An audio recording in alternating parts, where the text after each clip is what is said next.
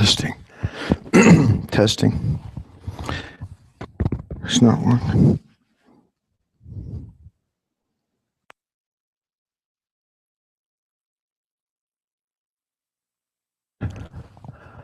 Yeah, that's right. I'm sorry. Oh, it is? Okay. I mean, it's okay. Not that big a deal.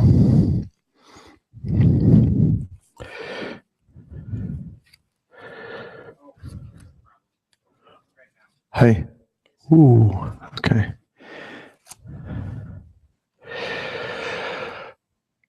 You can hear me breathing. That's not good. Anyway. Um, so let's see what time it is. 9:11. So we're going to start out with just a couple of minutes of creating a separation between, our morning and then now. So just bring your attention to your breathing. Then we'll do the prayers in a couple of minutes, but let everybody settle down, including me. So just bring your awareness to the breathing. Now, it is helpful to count, particularly those of us that are new. Sit up straight, and that's the key instruction, of course, is to keep your spine straight. Although ultimately, this sounds crazy, but ultimately you'd like to be able to have the mind of meditation. In other words, just sort of very perceptive mind that's paying attention and can analyze every moment and see the truth of reality in every moment, whether you're lying, standing, sitting, or walking. But in the beginning, we just try to learn how to do it sitting. It's a good start. And if you count your breath like up to 21, and so Geshe-la's taught this many times. It's kind of weird. You go out and in is 1. Out and in is 2. So try to count up to 21 silently.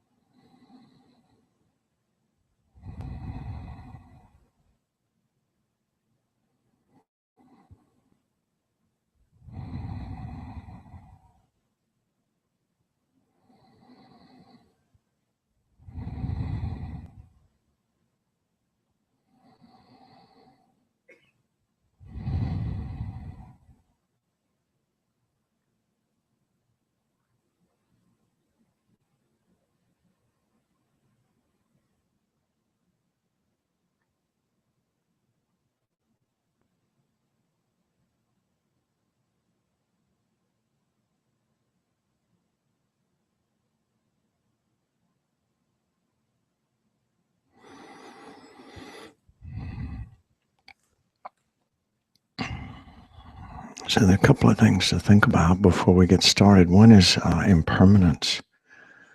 That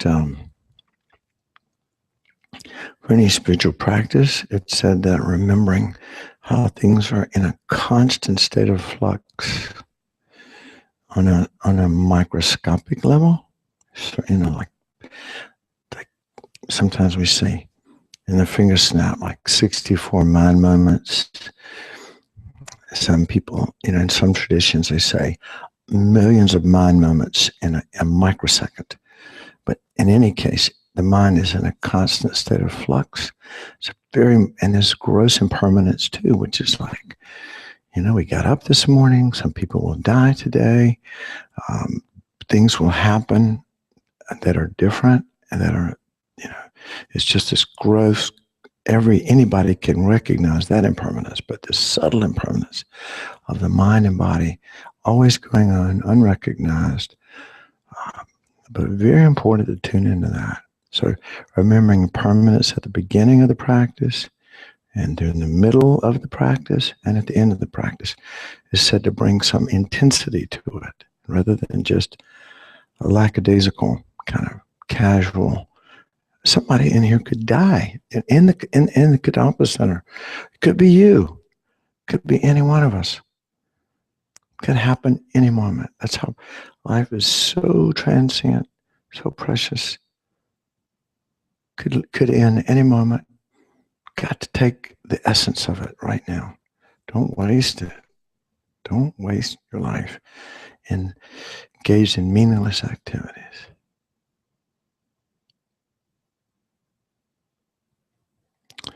And the other thing to turn the mind to before we start is called the awakening mind. And it's the heart of Mahayana Buddhism. It's for example, if we only wanted to practice for our own happiness, we would practice the so-called individual vehicle, the Theravada practices. And there are only three things you got to get for this. One is you have to practice ethics, you have to develop a concentrated mind, and you have to develop wisdom. You get these three things, then you achieve nirvana, which is, the word nirvana gets tossed around a lot, but it just means freedom from suffering. When you take away suffering, the nature of the mind is total joy and bliss. So if you just want joy and bliss for you, then that's the practice for you.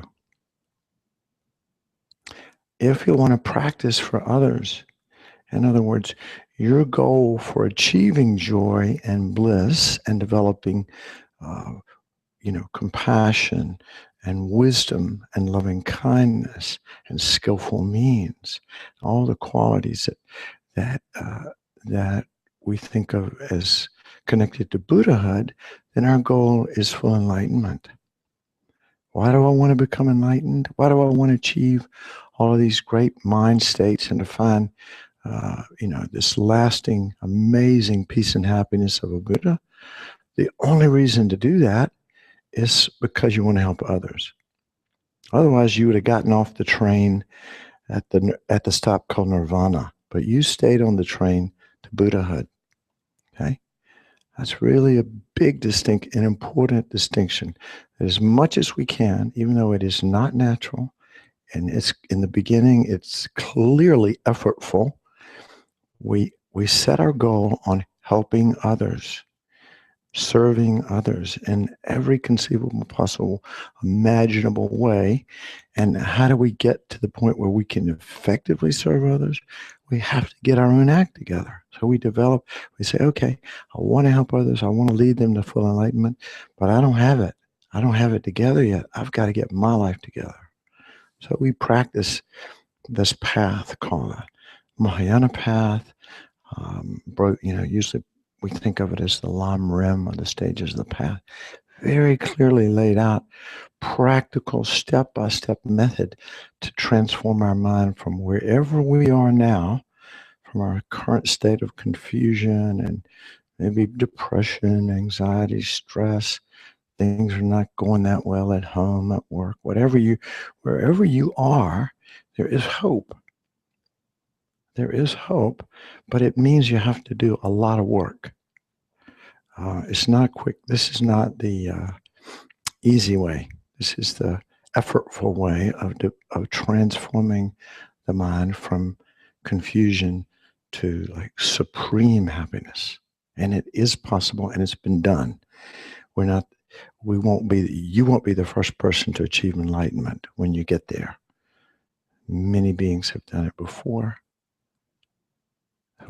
Again, this motivation, I must become enlightened in order to be of the greatest possible service to all living beings and lead them from confusion to supreme happiness. That's my purpose for practice. That's the purpose of my life, as much as possible. That's how we need to train ourselves to think.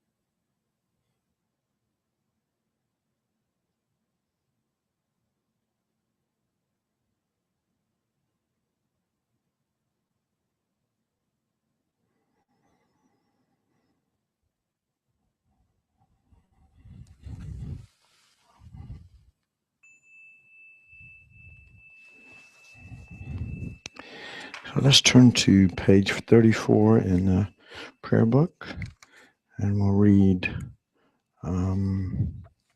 we'll just read the first 34 and page 34 and 35 in English. Right. I go for refuge until I'm enlightened to the Buddha, the Dharma, and the Supreme Assembly. By my practice of giving and other perfections, may I become a Buddha to benefit all sentient beings.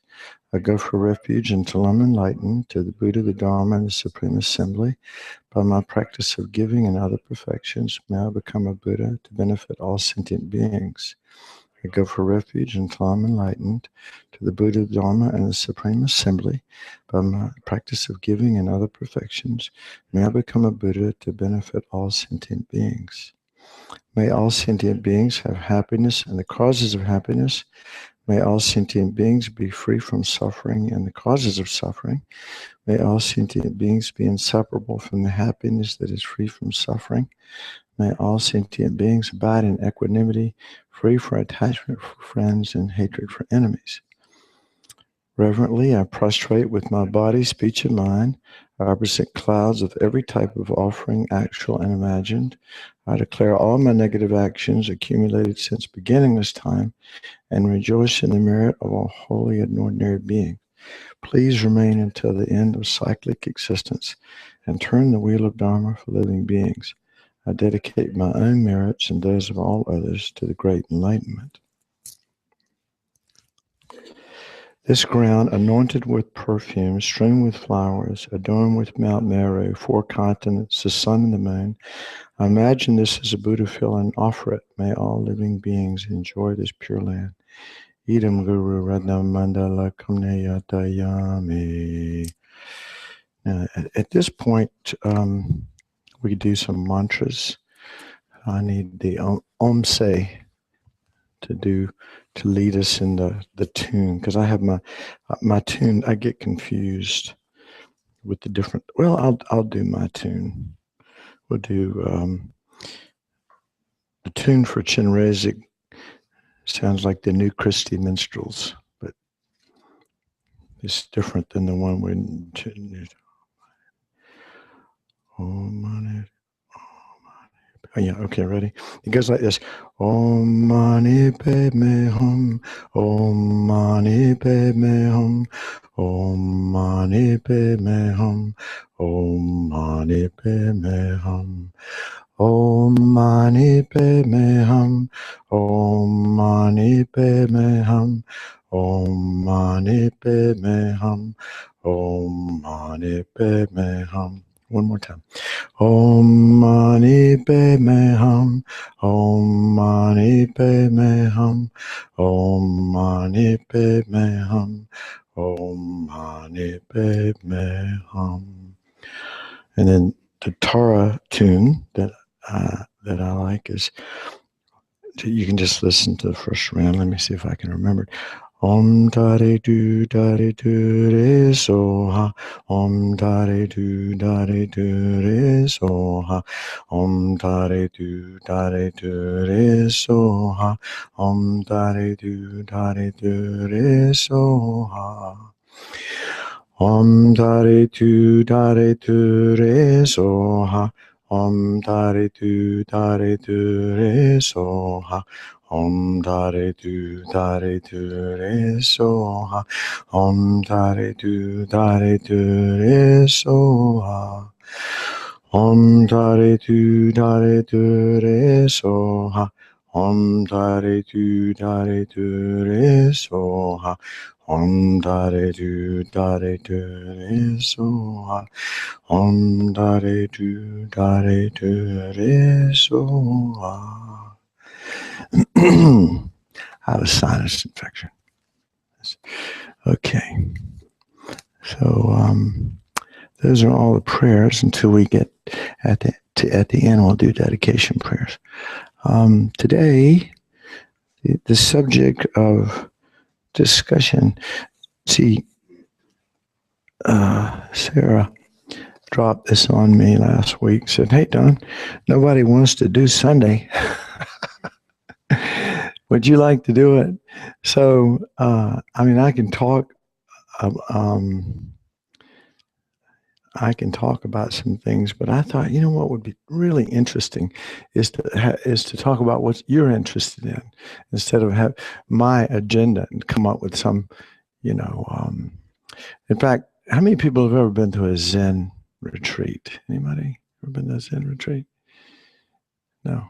Anyway, at a Zen retreat, I've been to quite a few Zen retreats, and the one of my teachers, her name is Sherry Huber. She's so amazing, and she says, "Okay, what's going on with you?" Because you want to start where the people are, not kind of feed them stuff. But she says, "Okay, what's going on with you?" And then she'll just be quiet. And she says, "Well, if nobody says anything, we'll just sit here quietly for an hour." But anyway, there's this great book, Dear Lama's Radical Solutions for Transforming Problems into Happiness. But this thing goes from everything from losing your job to healing to killing to God to George Bush to drugs to divorce to disability, depression, clairvoyance, babies, attachment, animals, AIDS. Anyway, just everything. Spirit, sickness, religion, relationships. Relationships, that's a big one, isn't it? So anyway, he has lots of things to say about it. But I thought I'd kind of hang on to this and see if anything is useful. But I've been studying, just a lot of people here don't know me. I've been studying Buddhism for a long time, but I'm not a guru. I've been doing this since 1978.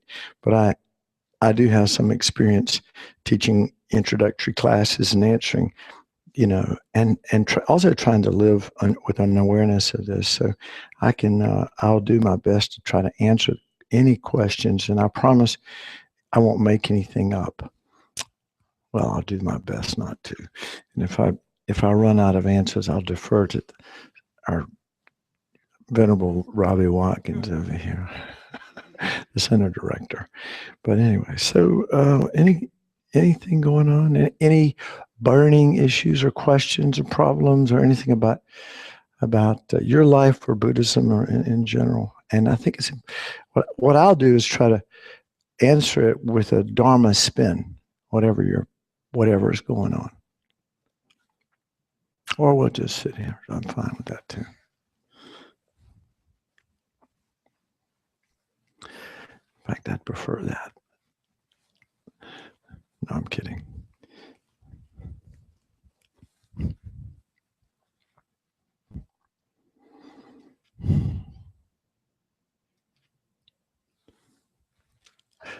Do we need a microphone or no? Is this being, this thing could be streamed to as many as one other, might be at least one other person out there.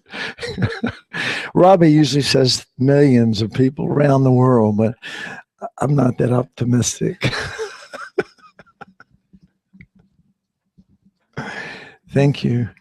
I struggle with the concept of no self, because it seems to me there has to be a conventional self who has past lives and future lives, who is the decision maker that creates positive and negative karma, who is experiencing the results of his or her own and not somebody else's past actions. Yeah. To say that this self is not unchanging and permanent is fine, but it is continuing over a very long time if we have thousands of lives. Mm-hmm. So how does that, I mean, does that create a problem for you? Like, how does that affect is that more of an intellectual question, or is that a real problem for you in your day-to-day life? Like, how does it show up as an issue, or does it? Well, I have difficulty with the teaching of no self, mm-hmm. with emptiness as it is taught, because it seems to me there has to be a self. Mm-hmm. Okay. Well, I mean, some people actually get a little freaked out by that, and about what you're talking about is what I would call kind of a nihilistic view, like there is no self. And Buddhism doesn't say that. Doesn't say there isn't a self. Clearly, there's a self. Like over there, I'm seeing a form, a body, and you have a mind, right? Mm-hmm. So we call those, the body and mind, we call those the aggregates, the body and mind. And sometimes it's broken down into 5 aggregates where there's a form, and then there's one of them is form, and then there's 4 mental aggregates. But it's just body and mind. Those is a collection of 2 things, the body and mind. And based on that, we label you a person. And you can label yourself a self. And that's all there is. It's just the mere label self. The self that's being negated in Buddhism is called, it's this reified sense of self. This exaggerated, reified is a good word, hardwired sense of self. It's the self that exists. It's everything beyond the mere label self, okay? And that doesn't exist. The merely labeled self has existed forever and will continue to exist. And it's what actually goes from lifetime to lifetime. But this whole concept of, well, you think about it. I mean, there's like, and we can experience it at different times, more or less, more powerfully. Like when you get really angry at somebody, how big does the self seem then? It seems like it's big as a mountain, doesn't it? It's like, and we, so here's what the Buddhism would say. We project with our mind, and it's a habit, the habit that's been going on a very, very, very long time, okay? It's a habit. We project a false sense of self that is beyond the merely labeled self. Everything beyond the merely labeled self is a false sense of self. We project this false sense of self. We believe in it. We believe it's true. And then we cling to it. That's the problem. We cling to this false sense of self. Then when somebody says, you're a jerk, and you've got a belief that I'm a nice person, I'm not a jerk, what do? You get angry because somebody just attacked me, right? Or when somebody says, oh, you're so wonderful, you're so beautiful, you're so this, you're so that, we go, oh, I love that, and I want more of that. Give me more of that kind of, again, it's the same self, the sense of self, the false sense of self that we are empty of. Okay, this is in the view of emptiness. That's the false sense of self that we say we're empty of. Now, that's a weird term, isn't it? Emptiness. But you can think of it like this. I love the example of if I said that there was a bank, if everybody was outside the room, okay, and I said, okay, and I turned on a tape recorder. I had like the sound of a Bengal tiger on my cell phone, and I turned it up really loud, and you could hear the roars and everything. And everybody was outside. I said, okay, now be careful. There's a Bengal tiger, anyway, tiger in the Kadampa Center, in the Gampa. So everybody would like come in very carefully, and you really believe there was one there, right? This is like the false sense of self. You really believed that there was a Bengal tiger there, just like we really believe in this false projected sense of self. But you go in there and you look for it, and you can, gosh, all I see is this cell phone here making this noise. I cannot find that tiger. And you look everywhere. You don't just assume because you walk in you can't see it.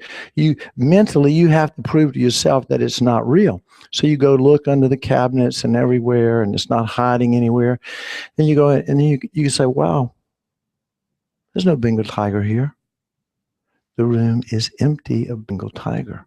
You could say that, couldn't you? Just like we're empty of this false projected sense of self.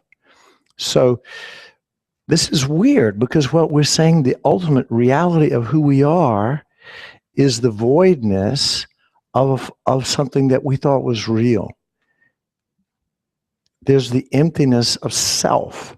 This is called self. It's similar. Selflessness, not exactly the same thing, but it's almost exactly the same thing. That self that we thought exists, we hold on to, and I mean, you think about it. Our identity's tied into it. I'm a man, I'm a woman, I'm smart, I'm stupid, I'm beautiful, I'm ugly, I'm old, I'm young, I got a job, I don't have a job, I'm depressed. I. Our whole life and all of our suffering has one cause. This mistaken sense of self, which the Buddha said we're void of. We're empty of that self. That self doesn't exist anywhere in space or in reality. It's a fiction. Just like that Bengal tiger in the room was not true. The room is empty of Bengal tiger. We're empty of that false sense of self. Do we exist? Yes. As a mere collection of body and mind. And can you function like that? You're darn right. That's how a Buddha functions. And then when that is all that you perceive yourself of as a body and mind is in a constant state of flux. If somebody criticizes you or something good or bad happens, it's like no big deal because they're not complimenting me. They're complimenting their projection of who I am. And they're not criticizing me. They're criticizing their projection of who they think I am. That's their problem. What you think about me is not my business. I like that. So it is a tricky subject in Buddhism. But when you really get down to the nitty gritty of it, where the rubber meets the road, and let's make it practical. Right? Because, what you discussed, what we're talking about is kind of like an intellectual exercise, but you can see how important it is, can't you? Because attachment, anger, fear, jealousy, pride, all the negative mind states that you can ever imagine are predicated on this false sense of I. Everything depends on you know, how dare they treat me this way? I want that. You know, we talk about this. We're addicted to pleasure, deliciousness, and we dread anything that's not pleasurable. Well, I want this. I don't want that. And it's more than just I want it. I really want it. We cling to deliciousness, and we cling, or you could say we repulse, which is negative attachment, isn't it? I'm attached to not having anything that's not delicious. So I. All of our suffering is predicated on a big cosmic mistake that we think we're somebody special, and we're not. As Ajahn Buddhadasa says, there's nothing worth being or having. Interesting. Now that doesn't mean we shouldn't get up in the morning, go to work, but there's nothing worth being or having, because there is no, inherent, existent, concrete I. Now, again, practical. How is this practical? First of all, it's practical because we know this is the devil, okay? It lives right in our heart. It's called selfish self-centeredness, isn't it? So anytime an action's motivated by selfish self-centeredness, always going to lead to suffering. That's useful to know. Anytime we do something motivated out of selfish self-centeredness, according to the laws of what goes around comes around, and again, karma is not easy to understand, but it is the heart of spiritual practice, is that you have to have some degree of faith in the fact that whatever you do with your body, speech, and mind, ultimately it's the mental factor. Whatever we do will come back to us in spades. So if we harm others, it comes back to us in harm. We get harmed. We go, I don't deserve to be treated this way. Well, you treated other people this way. It's coming back to you. We're not a victim, ever, according to the laws of karma. And when we're kind, even the slightest action of kindness, generosity, like giving a morsel of food to an animal, again, that comes back to us in the form of some kind of positive, happy experience. So karma is crucial. Now, when we get down to the nitty-gritty of how karma and emptiness work together, it's very important never, ever to think that your actions don't have consequences. It's not that is inappropriate. In fact, the whole proof of emptiness is that things depend. There's no concrete, independent existence out there. Everything is dependent on a mind that labels it, isn't it? It's dependent on causes and conditions. It's dependent upon parts. So, the nature of reality is that things are dependent, not independent. That independent sense of I is a fiction. We've kind of proved that. So the proof of that is that everything exists in dependence upon causes and conditions. That's one of them. But the subtlest is that everything depends upon the mind that labels it. Okay, so we're creating our own reality, whether it's 64 microseconds in a snap of a finger, that we're creating a reality, or whether it's a billion karmas ripening in, the time it takes you to blink your eye. But constantly, we are creating our reality with our mind. Where is that coming from? Where is the projection? It's like a projector in our head. Where's it coming from? We're all having a different experience of life, aren't we? Not everybody. Some people are men, some people are women, some people are happy, some people are sad, some people have an easy life, some people have a hard life. Where's all that coming from? We're all, even right now, everybody has a different experience of this, of me, of this.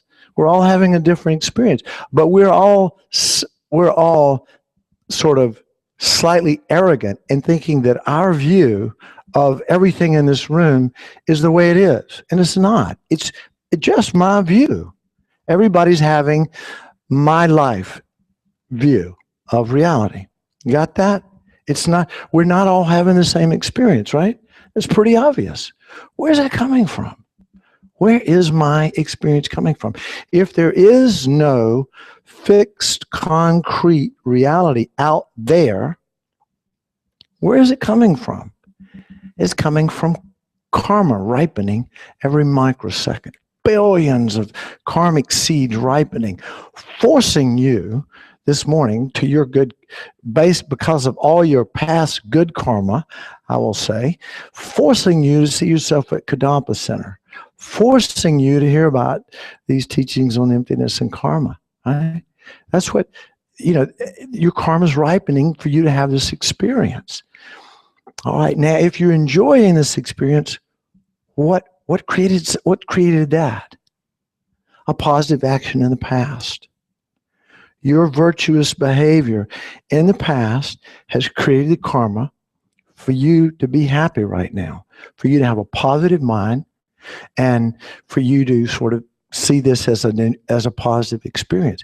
Now, if you think this is and maybe it is, but if you think this is a bunch of hooey and you're suffering, and maybe you have a lot of physical pain in your body, but whatever your perception of yourself and this place in the moment, let's just say it's unhappy and miserable. Where's that coming from? Where's that coming from? We would say that comes from past non-virtue. That's what causes the unhappy mind, is past non-virtue. So and this is a poor man's way of thinking about it, but I really think it helps our minds to see that, Lama Zopa says, one of our teachers says, the reality that's out there is so subtle, it's as if there's nothing out there. Because we say everything depends upon the mind that labels it, right? There's no concrete reality that exists independent of my mind. There's nothing out there that exists independent of my mind. My mind, it's a dynamic process. So subtle. What's out there is so subtle. It's as if our mind is creating everything. It's as if our mind is creating everything. So let's just imagine, for our own purposes, that there's literally like a big movie screen out there, right? It's like a big movie screen. And our mind is projecting life as you see it. Man, woman, happy, sad, beautiful, ugly, old, whatever the adjectives are that you perceive yourself as, depressed, whatever, stressed, happy, all of that. Okay. All of that is just flooding into our mind at every moment. We are projecting our life. We are creating.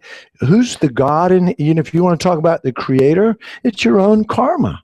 That's the creator of our experience. Our own past actions ripening in the moment to force us to have the experience of happiness or misery. Now, this is kind of interesting. Now we're really talking, because this is how we can find happiness. This is how we can literally shape our mind, how we can shape our reality. Because there is no objective inherent existence out there independent of my mind, labeling it, and the labels come from my own former actions, it's not, when we understand how the mind works, it's just logical. You wouldn't want to hurt anybody, would you? Because it just comes back to you. You would not kill. You would not steal. You would not commit adultery or behave in harmful ways sexually. You wouldn't lie. You wouldn't badmouth people, lying, slander, harsh, frivolous speech, greed, hatred, ignorance. 84,000 delusions, right? There are many, but these are the top 10 kind of things. Wouldn't do that, because, we might as well just take a gun and shoot ourselves in the foot. Literally, we're harming ourselves. Why would I? It's like drinking poison. Why do I want to poison myself? We've been doing that since beginningless time, since beginningless rebirths. So the Buddha is saying, look, wake up, stop harming yourself and others. Wake up. And so what's the cause of me to be, if you're having a pleasant experience today, and whatever's going on with you is Your mind's happy. In this moment, there's a cause for your mind to be happy. It's some former action which we call virtue, which generally speaking is avoiding killing, avoiding stealing, avoiding sexual misconduct, avoiding lying, slander, harsh, frivolous, greed, hatred, ignorance. But it's also practicing virtue, creating positive karma. So a really smart Buddhist becomes like a junkie for good karma because they understand, for example, if they, that generosity is the cause, maybe not, and it might not ripen in this lifetime. So that's kind of you can't like, oh, I'm going to Kadampa, I'll go out to the donation box. And please, if you want to do this, feel free to. But I'm going to write a check for $1,000 because I need some money next week, to pay my rent. And my karma will ripen and me, I'll get like 2,000 back. It doesn't work that way. Next lifetime, most of the karma that we create in this life will ripen in future lifetimes. So again, being generous with the view of karma would be, well, I'm going to give without attachment because I'm not going to get anything from this, but I understand that it is the cause of abundance and wealth. Okay, and being kind, you can see it. I mean, people who are kind, even in this lifetime, generally people like to be around kind people, don't they? And I mean, if somebody, if you're in even a room, even dogs don't like to be around mean people. Forget about other people, So being mean and harming yourself too, by the way, we need to pay attention to this one. How do we beat ourselves? Look at what we do to ourselves. It's just pathetic. We beat ourselves up. We're very critical of ourselves, constantly putting ourselves down, comparing ourselves to all these Ralph Lauren models. Or whatever magazine. You just open the magazines these days and there's all these beautiful people that have been photoshopped. So they're really not as beautiful as they seem, but maybe they are. But it's we constantly criticize and put ourselves down, and that negative self-talk, it's just as destructive as doing something to somebody else. It comes back to us. It becomes a habit. Getting angry, people think, well, I'll get, I have this anger inside. I have to get it out. Well, try that. Go ahead and let your anger out. See what happens. Everybody gets away from you. Nobody wants to be around you now. People like move away, give you some space because they don't know if you're going to pull out a gun or blow yourself up or whatever. And furthermore, it just creates the habit to be really good at expressing your anger. And that's not even anger. Yelling is not anger. Flailing around and even punching somebody is not angry. It's not anger, is it? That's not anger. Those are actions of body and speech. That's not anger. I could, punch somebody out of compassion. Really, I could. Or I could yell at somebody, like my kids running in the street, running out in the street, and I go, stop! It would look like anger, but no. I mean, you can. So, anger is a state of mind, isn't it? It's a state of mind, and so. Again, if we want to suffer, just don't police. And of course we don't. But if we don't care about our future, just keep on doing what you've been doing. Let your mind run amok. Let's follow our instincts. Whatever feels good, whatever's instinctive. Forget about, just follow the dictum of the ego. We're addicted to deliciousness, so let's just keep going for that. That looks like the purpose of life is to have as much fun as you can while you can, so let's just go for it, go get loaded, do. We're sometimes people say we're human doings, not human beings. But it's very practical advice to see that that how we behave ethically ties into this whole notion of emptiness.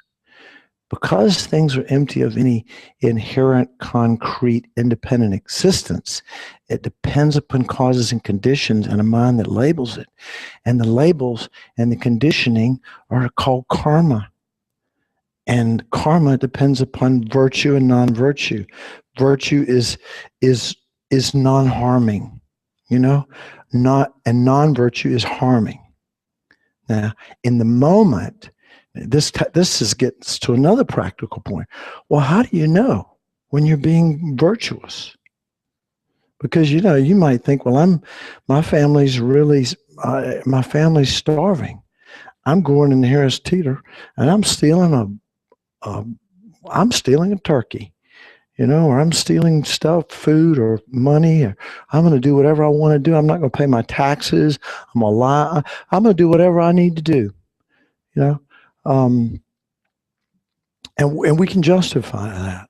We can justify anything.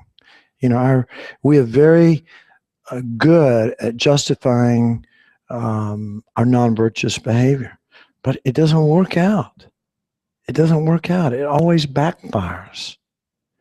It always backfires. So in the moment, even though we think we might be doing something virtuous, if we don't examine our mind, we'll never know. And the way we know that this is really important, because remember I said, an act of generosity, you go give if you write a check for $100 and drop it in the box and make sure everybody sees you so they'll think you're such a great person and that you're so generous. Well, your motivation was wrong, wasn't it? It was because you wanted, even though you're acting generous and it will ripen in some future lifetime as wealth, your motivation is weakened by your motivation for having other people like you. So the key factor in karma is your motivation, your intention. I'm using these words interchangeably, but they're not exactly the same thing. But the key thing to notice, if we want to learn how to shape our mind and live in accordance with this reality called emptiness, we have to know every moment what our motivation is. I'm doing this. Am I doing it for selfish reasons, or am I doing it for others? Genuinely doing it for others, okay? Not just thinking. Is my mind motivated by self-cherishing? Is my motivated by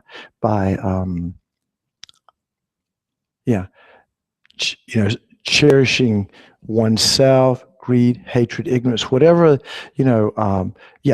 So the way to know that your action is going to lead to happiness is that it's motivated by non-attachment, non-hatred, non-ignorance.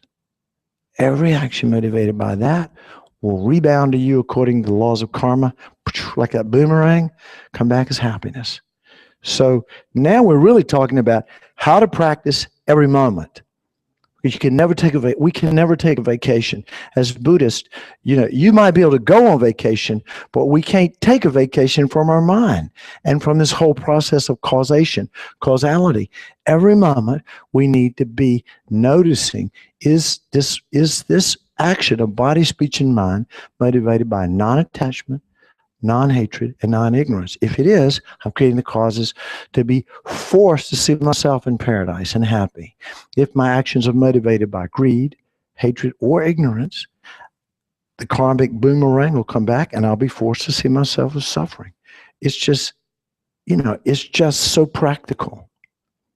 It really comes down, even though God said do this and that, in Buddhism we say, look, it's in our own self-interest to not hurt other people, and to you get into the checkout line at Harris Teeter and they give you too much money, you give them the money back, because you don't want to shoot yourself in the foot. We look for opportunities to practice virtue. For example, Kadampa Center, this is like a merit volcanic merit factory, where there's so many opportunities. I'm promoting this a little bit, but, walking around the stupa, making offerings, helping out, sweeping the floor, doing things to keep this particular center open so that it continue to provide these teachings is a huge contribution and creates a lot of, if your motivation is good, creates a lot of positive merit. So it's kind of like that. So we need to think about merit and creating positive merit and not creating negative karma or negative merit. So it's not negative merit, but negative karma. Was that one answer? Yes. Holy moly. Thank you. All right. Pandora's box. Sorry for that one person watching on the streaming or not. May not be anybody. All right. Yeah.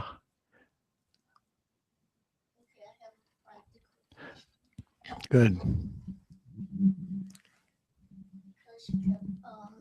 Using that word practicality in your soliloquy.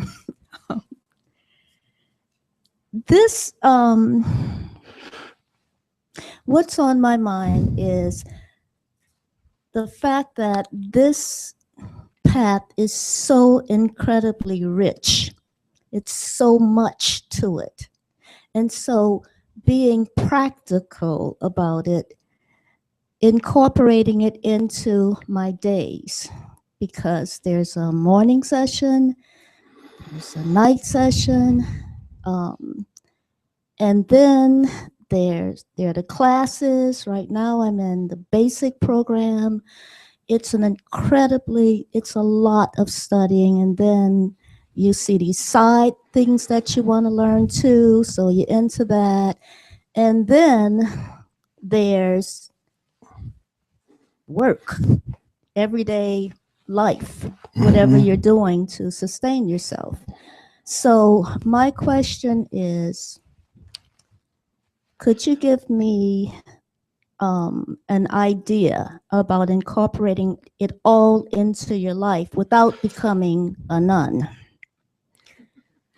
Oh, Wanting I was getting ready to say become a nun, but no.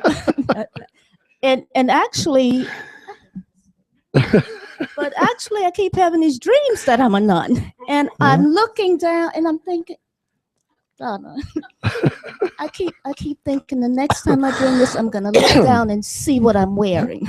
What's going on here?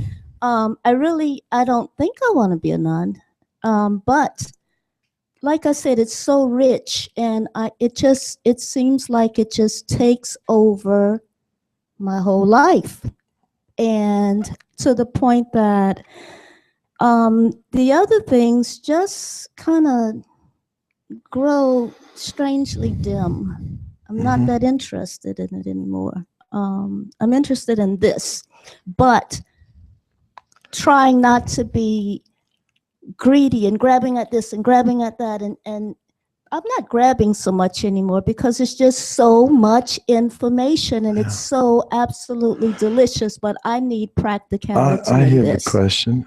I think every Buddhist, excuse me, everybody who chooses this path sincerely comes up against that, a billion times in the course of in the beginning,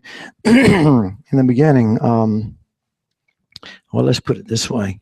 I've been doing this a long time, and even my practice has waxed and waned, and sometimes like I've been able to really have a lot of time to practice, and then other times I haven't had as much, and now you have to kind of obviously the goal is to integrate every moment of your life into the practice.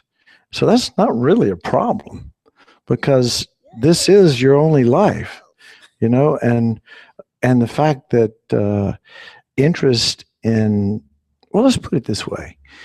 If I was Lama Zopa, which, I can't even imagine, because I can't say what he says.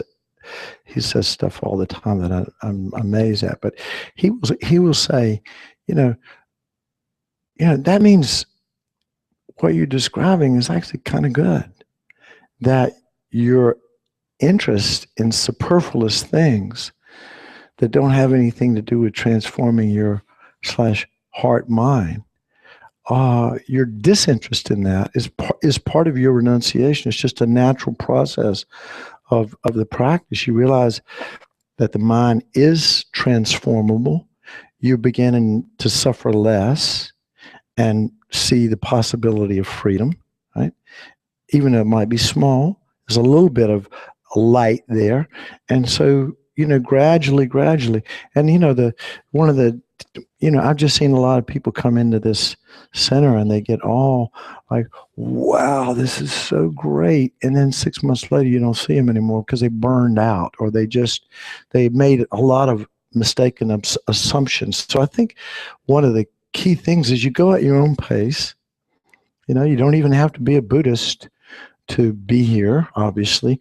At some point, if you choose to be a Buddhist, anybody, it always, as you know, it helps to make a commitment, doesn't it? I mean, if you're just kind of dawdling or, just kind of tasting things, but you're really not committed, well, that's like being in a relationship. It's not as satisfying as a full-on commitment. No back doors. I'm here for the duration. This is my path, and I've examined it carefully and so forth. So I think having that kind of mindset can be helpful. Now, what was I going to say?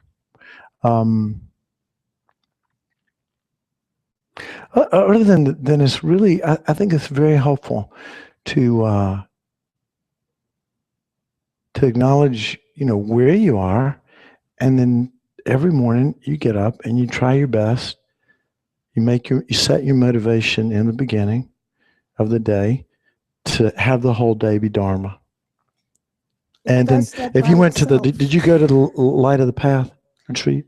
I didn't go to the Light of the Path. I went to other retreats at Nolan's Farm and everything, but I could understand that if it were a situation that, okay, 6 months in, because when I was 6 months in, I was bouncing off the walls. But this is going into the 5th year or something, and it hasn't dissipated. It has calmed somewhat. I'm not grabbing everybody and asking a million questions, right? But it's still there. This sense of urgency, this sense of I need to get this, and constantly, it's a constant thing. And like I said, I can understand if it were a situation where it was just a few months and everything is fabulously shiny new. But it's still shiny new. Yeah. Well, I don't, again, I don't see this, what you're describing. I mean, if it's causing you to suffer, then that's one thing. It's not causing me to suffer. But if it's a stimulus for you to practice and it's keeping you interested and keeping you engaged, stuff like that. I mean, I know some people that are alcoholics and they go to AA meetings 2 and 3 times a day because their addictions are so strong. The negative habit is so strong that they need to go and hear the message 3 times a day, and to be in a supportive environment 3 times a day, and check in with their sponsor 3 times a day or 4 times a day. And they need to do that for years and years to change their mind. That's, now our lives, we spend at least a third sleeping, at this point, at least a third or more working, and at least probably another, let me get my percentages right here, but a lot of time wasted watching TV and hanging out and just, chit-chatting. Very, in the grand scheme of things, we don't have forever, do we? And the amount of time that we put into formal Dharma practice, which is like coming here or doing your sitting practice in the morning, that's very small. So we have to be able to take the rest of our lives and have that be part of our Dharma practice too. So Lama Zopa, I mean, there's stories of these great Buddhist saints. Does anybody, Tong Lin is this practice called taking and giving, where you imagine breathing in the suffering of others and breathing out loving kindness and happiness. You know, there's these Buddhist monks, and well, you don't have to be a monk to practice Tong Lin 20, you know, literally day and night. 24/7, you know, these great practitioners practice Tong Lin 24/7. They really tried to pay attention to their mind. And Lama Atisha, when he was in Tibet, he's the founder of he was the reviver of Tibetan Buddhism and the founder of the Kadam tradition that our centers comes from. When he was riding around in Tibet on his horse, going from monastery to monastery, he was always watching his mind. And as soon as a negative thought came into his mind, what did he do? Stop and purify immediately. He would stop, get off his horse, put his stupa down, and do prostrations and try to generate regret, remorse, and vow not to do it again, and purify it immediately. That was his. So, I mean, we have these great examples of people that seem nuts because but if you really take this path to heart, and you really want to be happy, and if it is possible to shape our minds by the decisions and choices we make, which I don't think many people have a problem with. I think we can all see that or have some instinct about it. This is a path. This is 2,600 years old. Many people have followed it. They've tried to, you know, some people it doesn't work for them. They go right down the street to wherever they go, and that's perfectly legitimate. This is not for everybody. We don't claim that if you're not a Buddhist, you're going to hell. We're probably all going to hell, but that's another story. Yeah, we've been to hell, and we might be going back soon. But you know, it's not for everybody. And if it resonates with us, then and you want to practice, then there's ways to get more and more involved in it, you know. And there's the sutra path, and then for people that have the good fortune and the good karma, and the whatever it takes to be introduced to Tantra, that's like the most amazing, you know, sort of transformative path of all, but so not easy to even meet it, and then to be able to practice it's even more rare. So you know, and I have nothing else to say. But So I in hope that essence, you're close saying to that answering your question. it's pretty normal on the path to be like that. Absolutely, and It's normal to talk to other people who are not Buddhists, and they're just having a normal conversation. And then in my mind, I'm going, oh, that's a secondary delusion. That's one of 51 mental factors. And that's a secondary delusion. And analyzing everything like that. Yeah, I think it's great, because then you're identifying what you don't want to do, what you don't want to say. If you see somebody who's like they're engaging in one of the negative mental factors, like greed, hatred, whatever one, you know, pick one, and you know, you go, wow, I've done that before. This is only going to cause them to suffer. Man, I don't want to do that again. Or if you do it, this is even more important, is if you understand the mind and mental, you know, there's a teaching which George Chernoff gave on mind and mental factors, the 51 minds and mental factors. But anyway, there's a set of about 16. Well, there's secondary too. There's a whole bunch of negative ones. But it's only when you study this and you go, wow, I didn't even realize that that was negative. For example, that agitation, you know, excitement, mental excitement, there's one for you.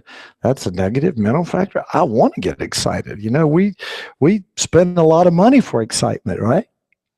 And yet the mind and mental factor says anything that disturbs our mind and distracts it from peace and tranquility is considered to be a, quote, negative mental factor, or just harmful.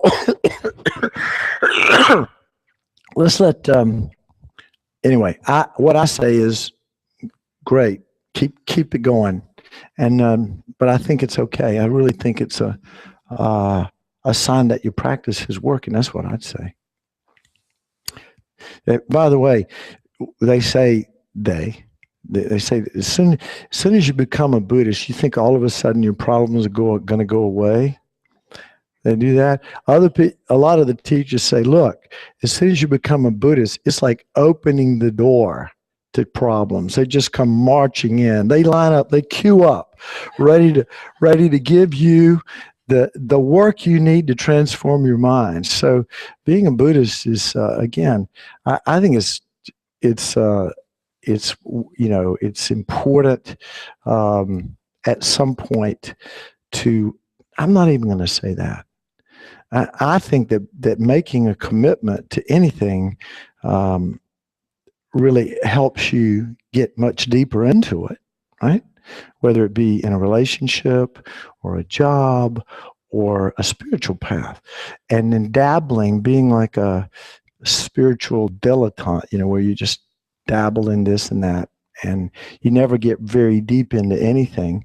That's what you get. It's just a mediocre experience of everything. So I think at some point, for people who are interested in Buddhism and have been practicing it for a while and have checked it out and are clear that there's no other path that makes sense to them, it helps to make the commitment.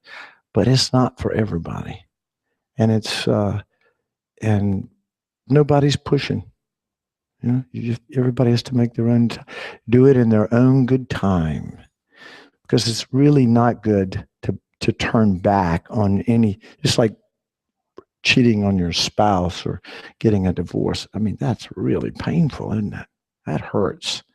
And it harms our karma to do that, and it harms our karma to commit to a spiritual path and then just say, well, I'm not going to do that anymore. So anyway, any other questions? We still got a few minutes here. Yeah.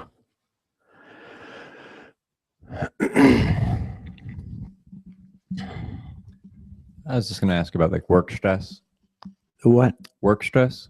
Okay. So, getting overwhelmed, feeling like you can't get it all done or do it well enough, and those kinds of things. If we have time, I don't know what time it is. No, we have time. Work stress, being overwhelmed. How many people have that? So we ought to be able to get some help from some of the people around here too. See if Lama Zoba has anything. I have an answer, but I want to see if Rinpoche has. Let's see if he has. I know he's got terrorism here. Money. Martha Stewart. George Bush. Sorry. Earthquakes. Well, no work stress. Sorry. Cockroaches, babies, attachment. Oh, well. Al Gore. Oh, my gosh. All right. Here's my answer to work stress. Let's see.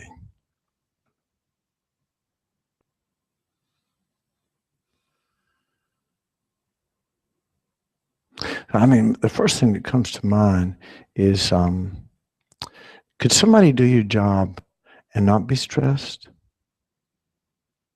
Is that possible? Yeah.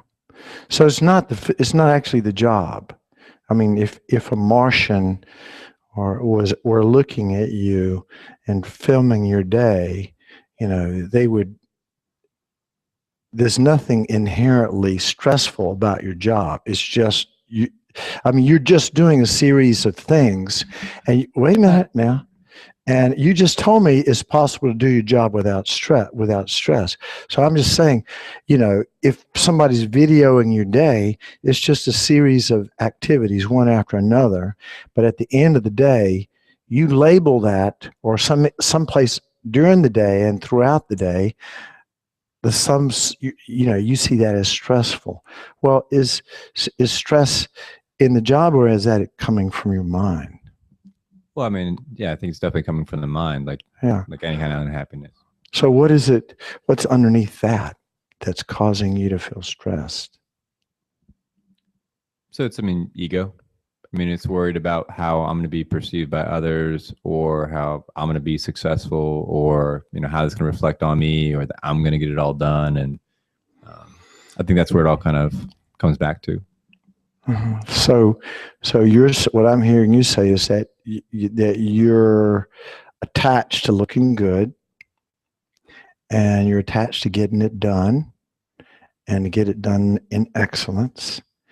And the more you're attached to that, what are you afraid of? Not getting it. Not getting it done, not looking good, and so on. So it's there. The fear of not looking good and all that is there in the same moment that there's the attachment to looking good and getting it done, right? The fear is the flip side of the coin. So it's there in the same moment. The more we're attached to deliciousness in this sense, looking good and getting your job done and being thought of as a competent person in your job, the more we're attached to that, the more we fear the opposite. So it's there in the moment. And that whole experience is we're labeling stress. Does that sound right? And it is underpinned by ego. Ego is there, no doubt. It's there. So what's the remedy? I mean, if you can, realize emptiness of self and kind of let it all go, That'll be a work. while. Yeah, letting it go. Letting it go. Recognizing in the moment that you're feeling stress. What do you need to? What do you need to do? You go. You're sitting there and you're doing. You think, I'm stressed. This is so stressful. That's where awareness practice comes in, and then you go. And one of the ways things aren't going well is you don't feel good. You feel yucky. There's a negative. There's a bad feeling associated with being stressed, isn't it? So you don't feel good. If we define feeling as positive, negative, and neutral, this is a negative feeling, and the experience is I don't like this, right? So we have to pay attention. This gets back to your question. Day after day, all day long. Dharma practice never stops. So if you pay attention and you see that you're stressed out, there are things that can be done. One other part of it, sometimes I think even harder to let go of, is if I'm going to disappoint or negatively impact somebody else. And then that's kind of harder to deal with sometimes. Yeah. But again, it's what the mind is clinging to concepts. Am I going to disappoint? Am I going to do it right? The mind's clinging to concepts. Noticing, I'm not saying that these things don't rise in your mind, but noticing that I'm concerned about making a mistake. I'm concerned about looking bad. I'm concerned about messing somebody else up. Noticing the mind and being aware of those things are all true, right? But not clinging to them and creating a problem that we label stress because of these thoughts. But seeing them as, and not even having, one of the practices in a tradition called Vipassana is to see that when thoughts arise, that they're not me. Those thoughts just come in, they just come into awareness. They're, I see that. I don't want to hurt anybody. I don't want to mess anybody up. And man, I'm really stressed out, and my mind's distracted. I need to be looking at this person and listening to them, and I'm off on some fantasy trip. I need to come back, like that. So, that's really where the rubber meets the road. It's in day-to-day practice it's not easy, But when we begin to see how attachment is not our friend, clinging is not our friend. Now, in Buddhism, are we saying that attachment is bad or wrong? You heard me say that? I'm real clear it's not wrong. It's not even bad. But it does cause suffering. And so maybe you could call it wrong and bad from that perspective. Attachment is not wrong. We're going to do it as long as we have a sense of self, a reified sense of self, which we're going to have for a long, long time. Then it behooves us to try to be aware of it, and as much as possible, when our ego is running the trip, self-centeredness, self-cherishing selfishness is driving the conversation, to try to recognize that and let go. Let go. And sometimes we need some reasoning to let go, like remembering karma. Like somebody at work, your boss, like tells you you're doing a terrible job and you screwed up this project, and you go, well, it wasn't even me. This guy that's working for me screwed up the project, and it wasn't even me. I'm a victim, and I don't deserve to be treated this way, and on and on and on. Well, having a view of reality that says I'm responsible for everything, and I can work with this, right? It's the fruit of past actions, and now I have an opportunity to transform my mind if I handle this skillfully. It's a completely different attitude than the egocentric, reactive life that most people live on automatic pilot. So it's called waking up to reality, waking up to your life, moment to moment. Cannot, and this is, like I said, it's not the easy path, is it? Because it requires vigilance, and it requires a commitment to your happiness, which we all want. But we think it's like something that just descends on us. But in Buddhism, it says, no, we can shape our mind any way we want it. If we want to shape our experience to see our lives as workable, and our mind is happy, and even right up to our death, to the process of dying and death, we do not have, it may be painful, but we don't have to suffer.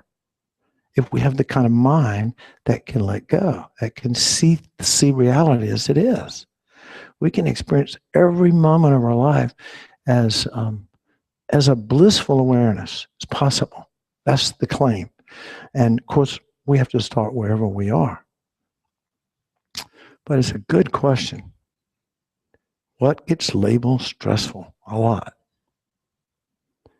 All right. Somebody in the back here. We've gone this side of the... Oh, we are. My goodness. What time are we supposed to quit? I thought it was 11:30. Sorry. 10:30. Okay. So let's do the prayers. The dedication prayers on page 36.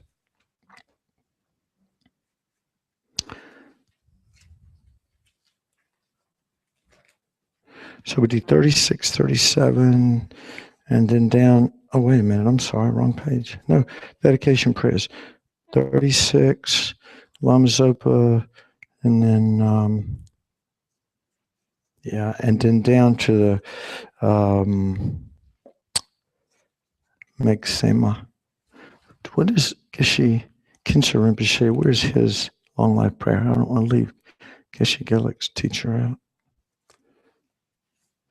Anyway, we'll do the short Megsema. Okay. All right. Due to the merits of these virtuous actions, may I quickly attain the state of Guru Buddha and lead all living beings without exception into that enlightened state.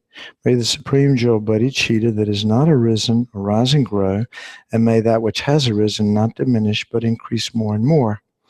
In the land encircled by snow mountains, you are the source of all happiness and good. All powerful Chinrezig Tenzin Gyatso, please remain until samsara ends. You uphold the subduer's moral way, who serve as the bountiful bearer of all, sustaining, preserving, and spreading Manjana's victorious doctrine, who masterfully accomplished magnificent prayers honoring the three jewels, Savior of myself and others, your disciples, please live long. And then we'll do it in English. Avalokitesvara, great treasure of non-objectifying compassion, Manjushri, master of stainless wisdom, Sankapa, crown jewel of the sages of the land of snows, Tulab Sandrapa, at your feet I make request. And then we'll do, Robbie, why don't you lead us in the Green Tara mantra, the for Geshe long life. Tare tu re so ha. On tare tu re so ha. On tare tu re so ha. On tare tu re so ha. Om tare tu re so ha. Tare tu re so ha. Om tare tu so ha. Okay, thank you for your attention. Now, I'm trying to institute a new tradition at Kadampa Center where we actually talk to people before we walk out of the Gampa.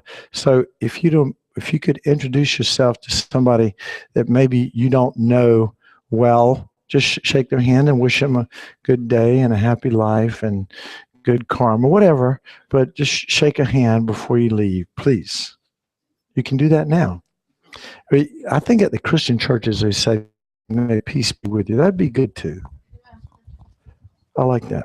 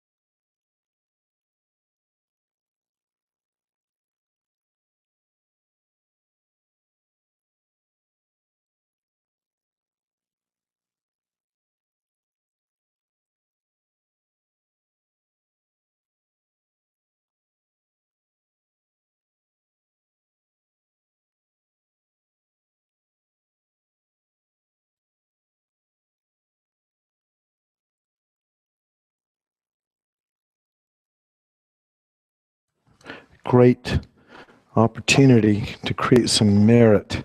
The rest of us are fairly polluted, but they're not yet. Color all, thank you. Lavender, one of my favorite colors. Gosh. Okay, Chris. No, I'm kidding. It's okay. Put it right there. All right. So we're going to start out. We'll do the prayers starting on page 34. You guys know the prayers? I guess we'll just have to sit through those. But y'all are so well behaved. I can't believe it. It's great.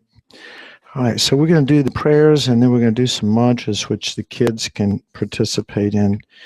And I'm going to bring in a new tune. I know that some people will be upset at me by that, but I will just do it anyway. And then we'll let the children go. Do y'all want to meditate? Do children want to meditate? You do? Okay. Let's just sit quietly for just a second and create a little mental separation between everything that led into coming in here today and right now. And close your eyes and just pay attention to your breath.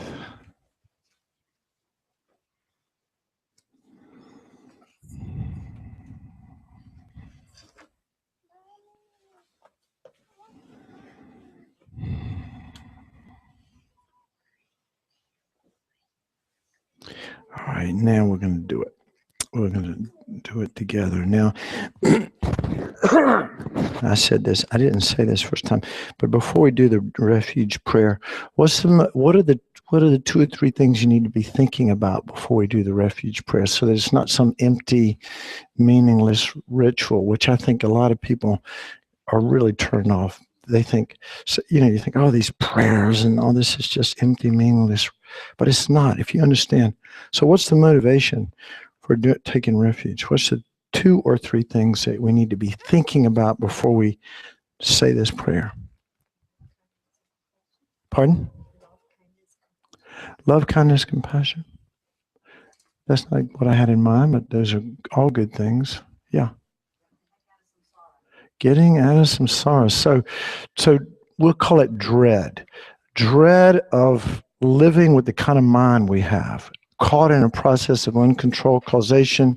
It's like, hey, we have to really have some recognition that we have an issue, which is our mind and life, and that there's a possibility to stop our suffering and find, really true lasting happiness, a kind of a joy and a freedom that is unimaginable.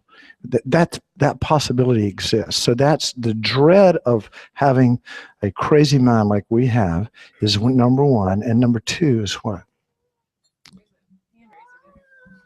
Yes. Peace, love, and compassion. Peace, love, and compassion. That's number 4. Number 2, but that's a good one. That's a very good one. Number 2 is what we call confidence or faith, or some kind of, like, we've tested the path. We know that it's valid for us, and then we are willing to take refuge. So you have to have confidence, or a kind of a faith from having tested Buddhism over time. And then we need to have this sort of sense of dread that if we go on with the kind of mind we have, our life will not get better. Most of us will take the past, throw it in front of us, and walk right back into it and do the same thing over and over again. And we need to break free of that. So that's really what we have to have faith in, is that this path is a way out of that kind of habitual negative behavior.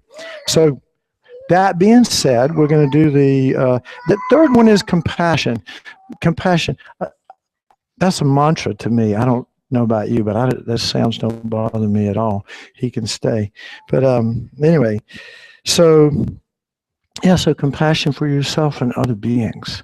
that this path can actually empower us to help ourselves and become literally a lantern guiding other people from suffering into the supreme enlightenment. So those are the things that we think about rather than just, popping off with these phrases and not thinking about the meaning. All right, so we'll do refuge and bodhicitta.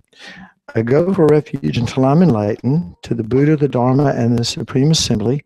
By my giving and other perfections, may I become a Buddha to benefit all sentient beings. I go for refuge until I'm enlightened to the Buddha, the Dharma, and the Supreme Assembly. By my practice of giving and other perfections, may I become a Buddha to benefit all sentient beings. I go for refuge until I'm enlightened to the Buddha, the Dharma, and the Supreme Assembly. By my practice of giving and other perfections, may I become a Buddha to benefit all sentient beings. May all sentient beings have happiness and the causes of happiness. May all sentient beings be free from suffering and the causes of suffering. May all sentient beings be inseparable from happiness that is free from suffering. And may all sentient beings abide in equanimity, free from attachment for friends and hatred for enemies. Reverently, I prostrate with my body, speech, and mind. I present clouds of every type of offering, actual and imagined. I declare all my negative actions accumulated since beginning this time and rejoice in the merit of all holy and ordinary beings. Please remain until the end of cyclic existence. Turn the wheel of Dharma for living beings. I dedicate my own merits and those of all others to the great enlightenment. Now, this is... again, we're imagining that we're offering a universe of everything that is bountiful, jewels, and you name it, for the teachings. It's like we're willing to give up anything for the teachings. So that's the attitude of the mandala offering. This ground anointed with perfume, strewn with flowers, adorned with Mount Meru, 4 continents, the sun and the moon. I imagine this as the Buddha fill and offer it. May all living beings enjoy this pure land. Idam Guru Ratna Mandala Kamni Yatayami. All right, now we're going to go over to the Chinrezig. We usually do that, right? Chinrezig and Green Tara. Now, I've got a different tune though. Sorry. I didn't get it right. So I'm going to say it one time myself, and then y'all can join me for that. I have to get it in my head. Om Mani Padme Hum, Om Mani Padme Hum, Om Mani Padme Hum, Om Mani Padme Hum, Om Mani Padme Hum, Om Mani Padme Hum, Om Mani Padme Hum, Om Mani Padme Hum. All right, now Tara. Om Tare Tu Re So Ha. Let's see, my tune. You have to pay attention, just catch it. It's different. Now I've forgotten it. Let me see. Om Tare Tu Re So Ha. Om Tare Tu Re So Ha. Om Tare Tu Re So Ha. Om Tare Tu Re So Ha. Om Tare Tu Re So Ha. Om Tare Tu Re So Ha. Om Tare Tu Re So Ha. Om Tare Tu Re So Ha. Okay, so we can go. So there's the new Christy Minstrel's version of the mantras. No, but these people, you're all too young to remember them, but they were good.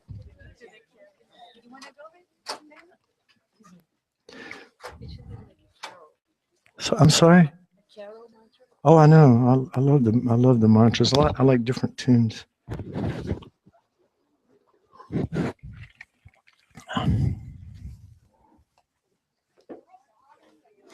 Speaking of Christmas caroling, when I lived in Greenville many years ago, we had a little Buddhist group, and I'm heading to go to a funeral after this.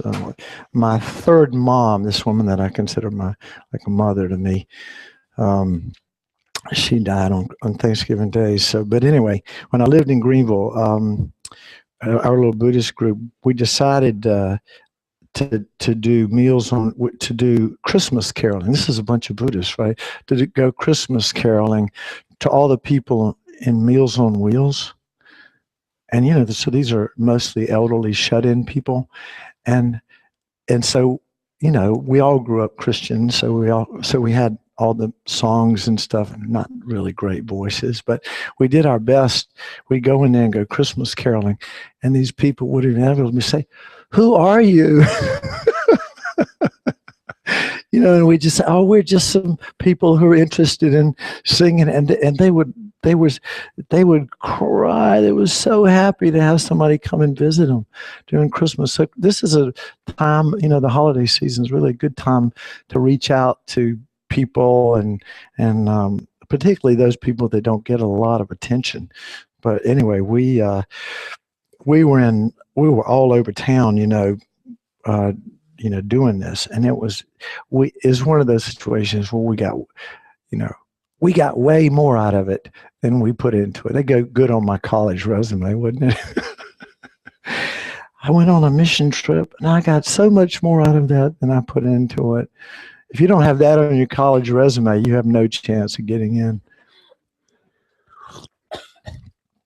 But it's true that, giving really does benefit the giver many times more than it benefits the person who receives it. Andre, you are so good.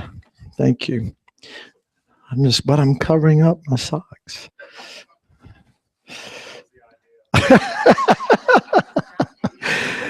Oh, come on, Robbie. Look, it's my trademark since I stopped wearing neckties.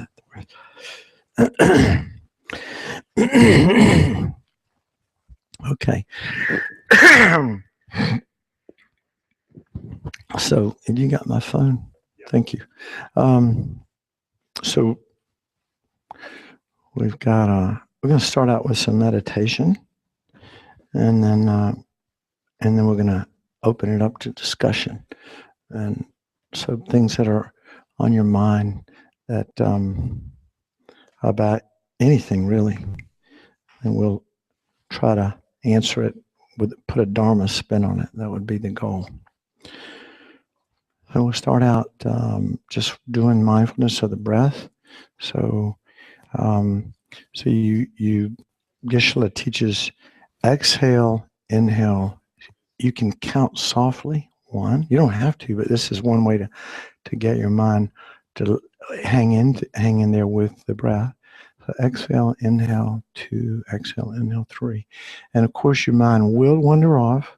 And when it does, you gently bring it back, because your commitment is to stay with the breath. So you gently bring it back without beating yourself up or any sort of assessment, judgment about it, and then come back to the breath. And you have to start all over again. You start all over again. I'm going to do this for a few minutes.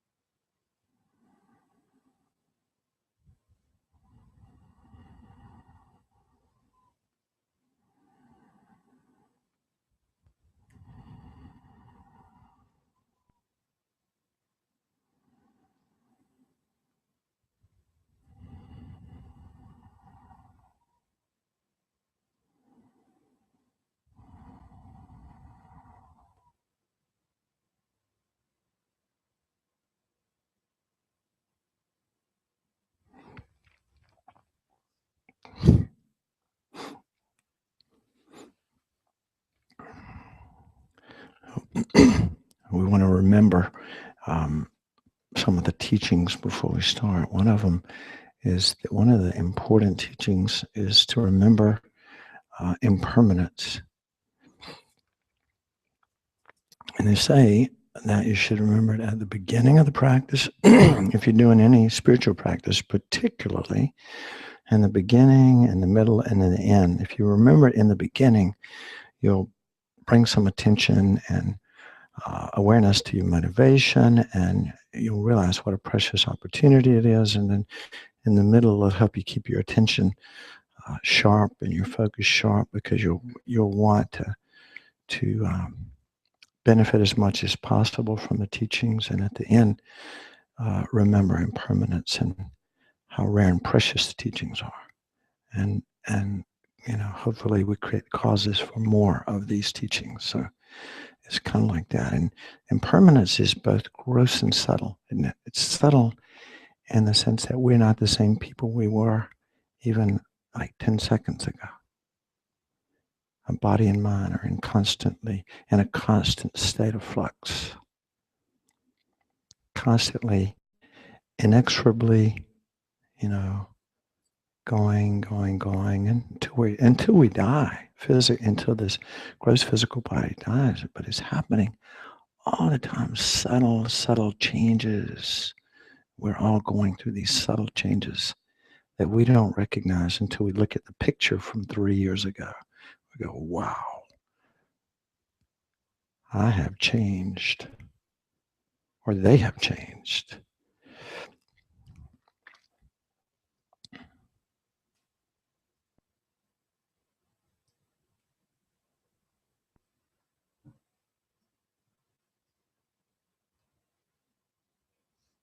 I remember both subtle and the grosser aspects of impermanence, very important. And then as Mahayana Buddhist, we try to recollect and generate something called, I think maybe some new people here, but we call it the awakening mind, the Bodhi mind. But it's the most important thing that we'll do this morning. It's just in this next couple of minutes is to set our motivation in a positive way, in a powerfully positive way. Certainly motivating for happiness today, and so you're not so stressed out with your family or your work or whatever, or your health problems is certainly not bad. It's not a bad motivation, but the motivation that we want to shoot for is it sounds a little bit pie in the sky, but it is crucial.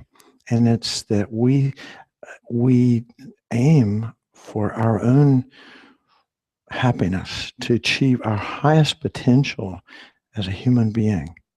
Our highest potentials for love, wisdom, compassion, skillful means. We set our sights on these, developing these qualities within ourselves solely to be able to perfectly serve others. So really the goal is, I want to serve others. I want to help others. I want to make a difference. I want to be a positive force in the world. I want to not just help them with food, clothing, and shelter. I want to serve them in terms of guiding them from their present state of confusion all the way to supreme happiness. And so it's something that they have to realize within their own mental continuum. That's what I want to do. I want to guide them to supreme enlightenment.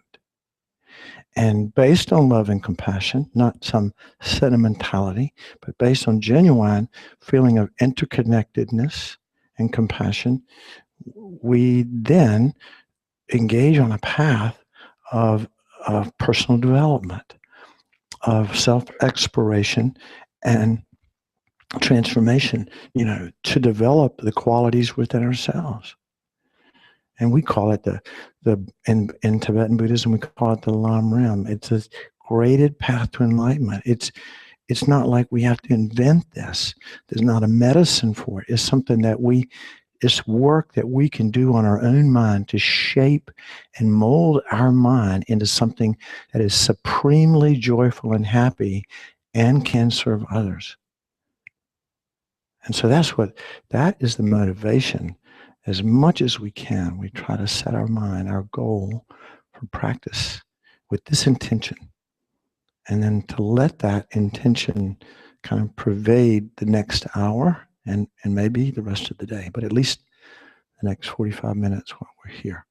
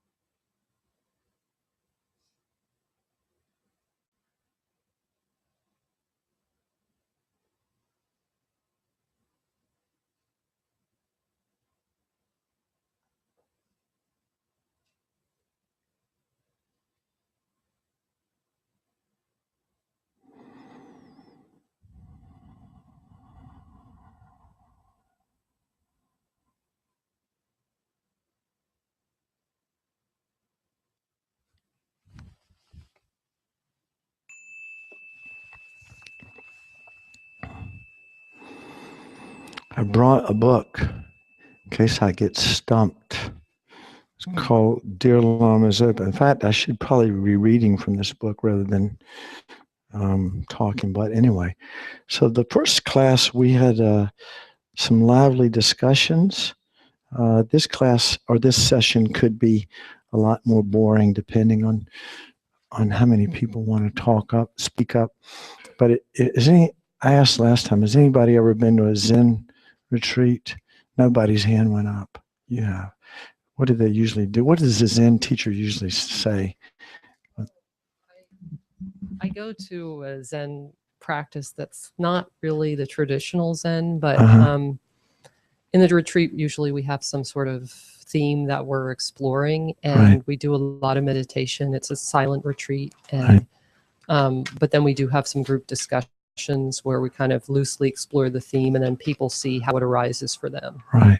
So, but one of the, that kind of leads into what I wanted to do this morning is normally what we do is we have we'll give a teaching on the 8 worldly dharmas or different things, but in some traditions, like in Zen tradition, the teachers usually say, okay, now where are you?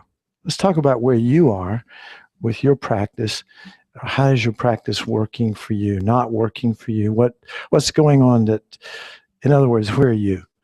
Because you're much more interested in where you are than what I have to say. So usually. So that's, and then Sherry Huber, this lady who I adore. That's the Zen Center. Oh, really? Yeah, Sherry's so wonderful. Anyway, she's like somebody I really respect. She says, and if nobody has anything to say, we'll just sit here for an hour, which I'm happy to do. So anyway, anybody have any questions?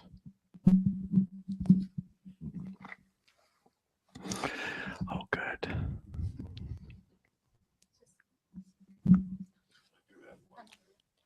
Oh,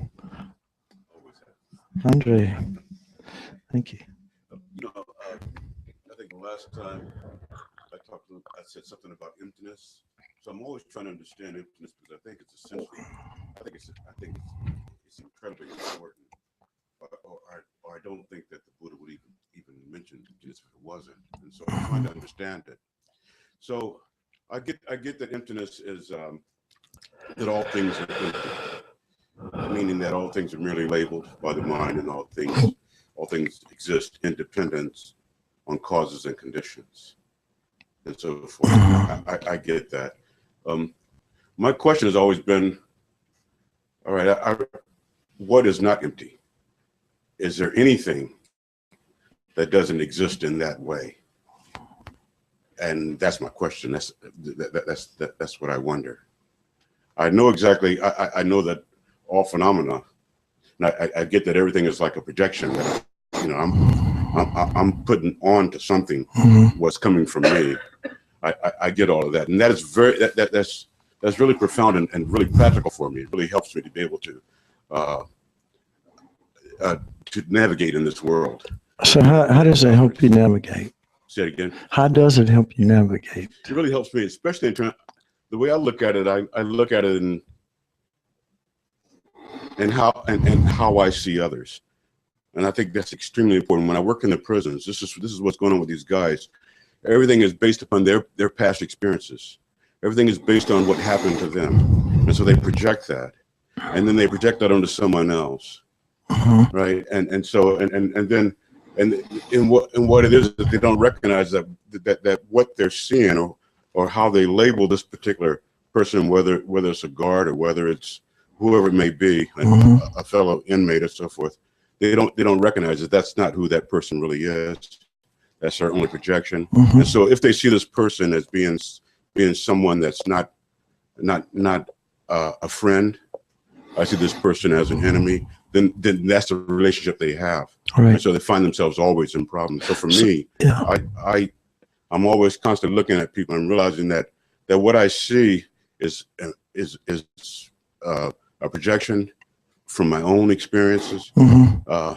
You know, and I'm labeling this. I see someone dressed with sagging pants, chain, stuff like that. And then, you know, like I'm saying, well, this person, I could say this person's a gangbanger, right? Person may not be a gangbanger at all. So that will help me if I can recognize that that's not who this person is. Right. I can see this person. Right.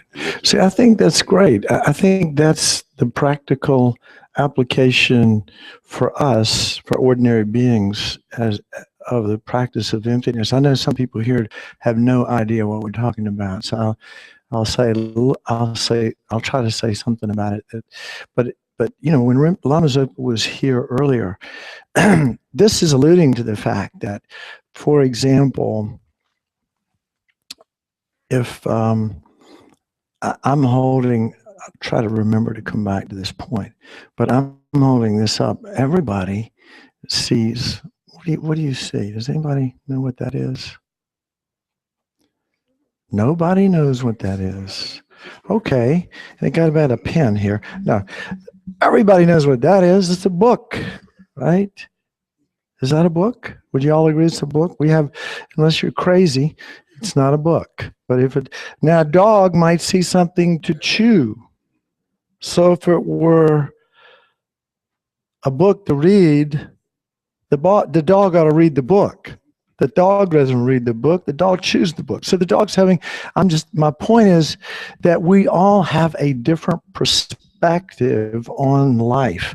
And in fact, right now, in this very moment, we're all having our own unique projection of Kadampa Center, Don Brown, conversation that's going on. Am I happy? Am I unhappy? But somehow, you know, because of our mind, we and I don't mean this in a negative way, but we almost arrogantly believe that our perception of reality is the truth. These prisoners who see these guards as jerks, they believe in it and they act out of that belief because they believe that they are really jerks, and the jerkiness of the guard is right there in the guard. Has nothing to do with my mind. It's there, right? So the point is that there is no objective reality independent of our minds creating it. All right. So when we understand that our mind is creating our reality, but we don't operate that way. We don't operate that way.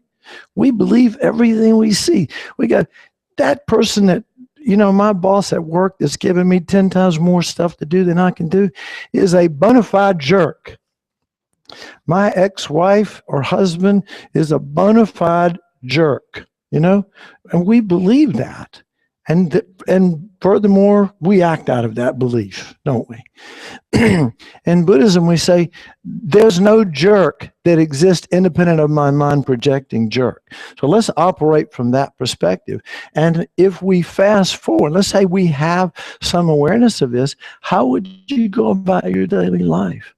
And when you wake up from your meditation on emptiness, what you do is exactly what you're talking about, Andre. You question your perceptions. You don't automatically buy in to things that you see. Lama Zopa says, see everything as like a dream. So he says, one day or 1 week or 1 month, you can practice this. Wake up and see everything as like a dream. Practice seeing is called, seeing things like a dream. In a dream, when you get killed in a dream, and you're not surprised when you wake up, but when you get killed in a dream, if you have lucid dreaming, it's not really happening, right? And so you don't get all upset about it.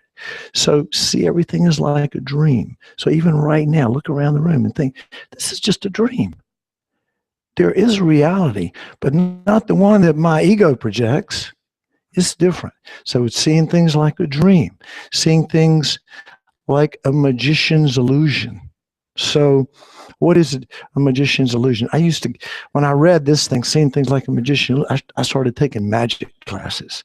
I used to have this.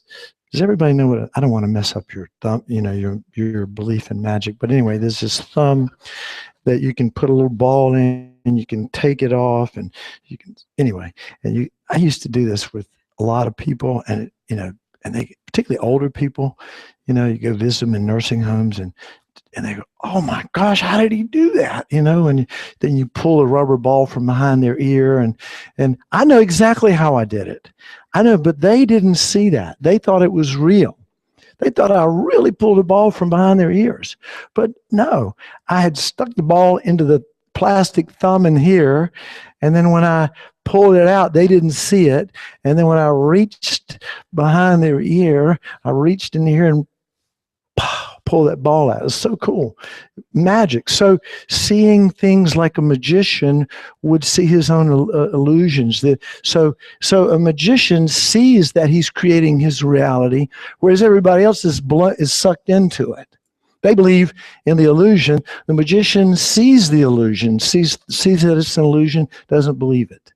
So Lama Zopa says, see everything as if it's like a magician's illusion. Like, oh, you go, wow, I'm creating this person as mean, or I'm creating this person as really delicious, or I'm creating this person as a problem, or I'm creating this situation as a problem. I'm creating my cancer as a problem, or my stress, or my depression, or whatever. You fill in the blank. So seeing everything, like a magician's illusion is another instruction. So do that for a day or a week. Practice that. Then another way to practice emptiness, and I'll talk about a fourth way in just a minute. Another way to practice emptiness, Lama Zopa said, is to see everything as the object of refutation. Doesn't that sound interesting?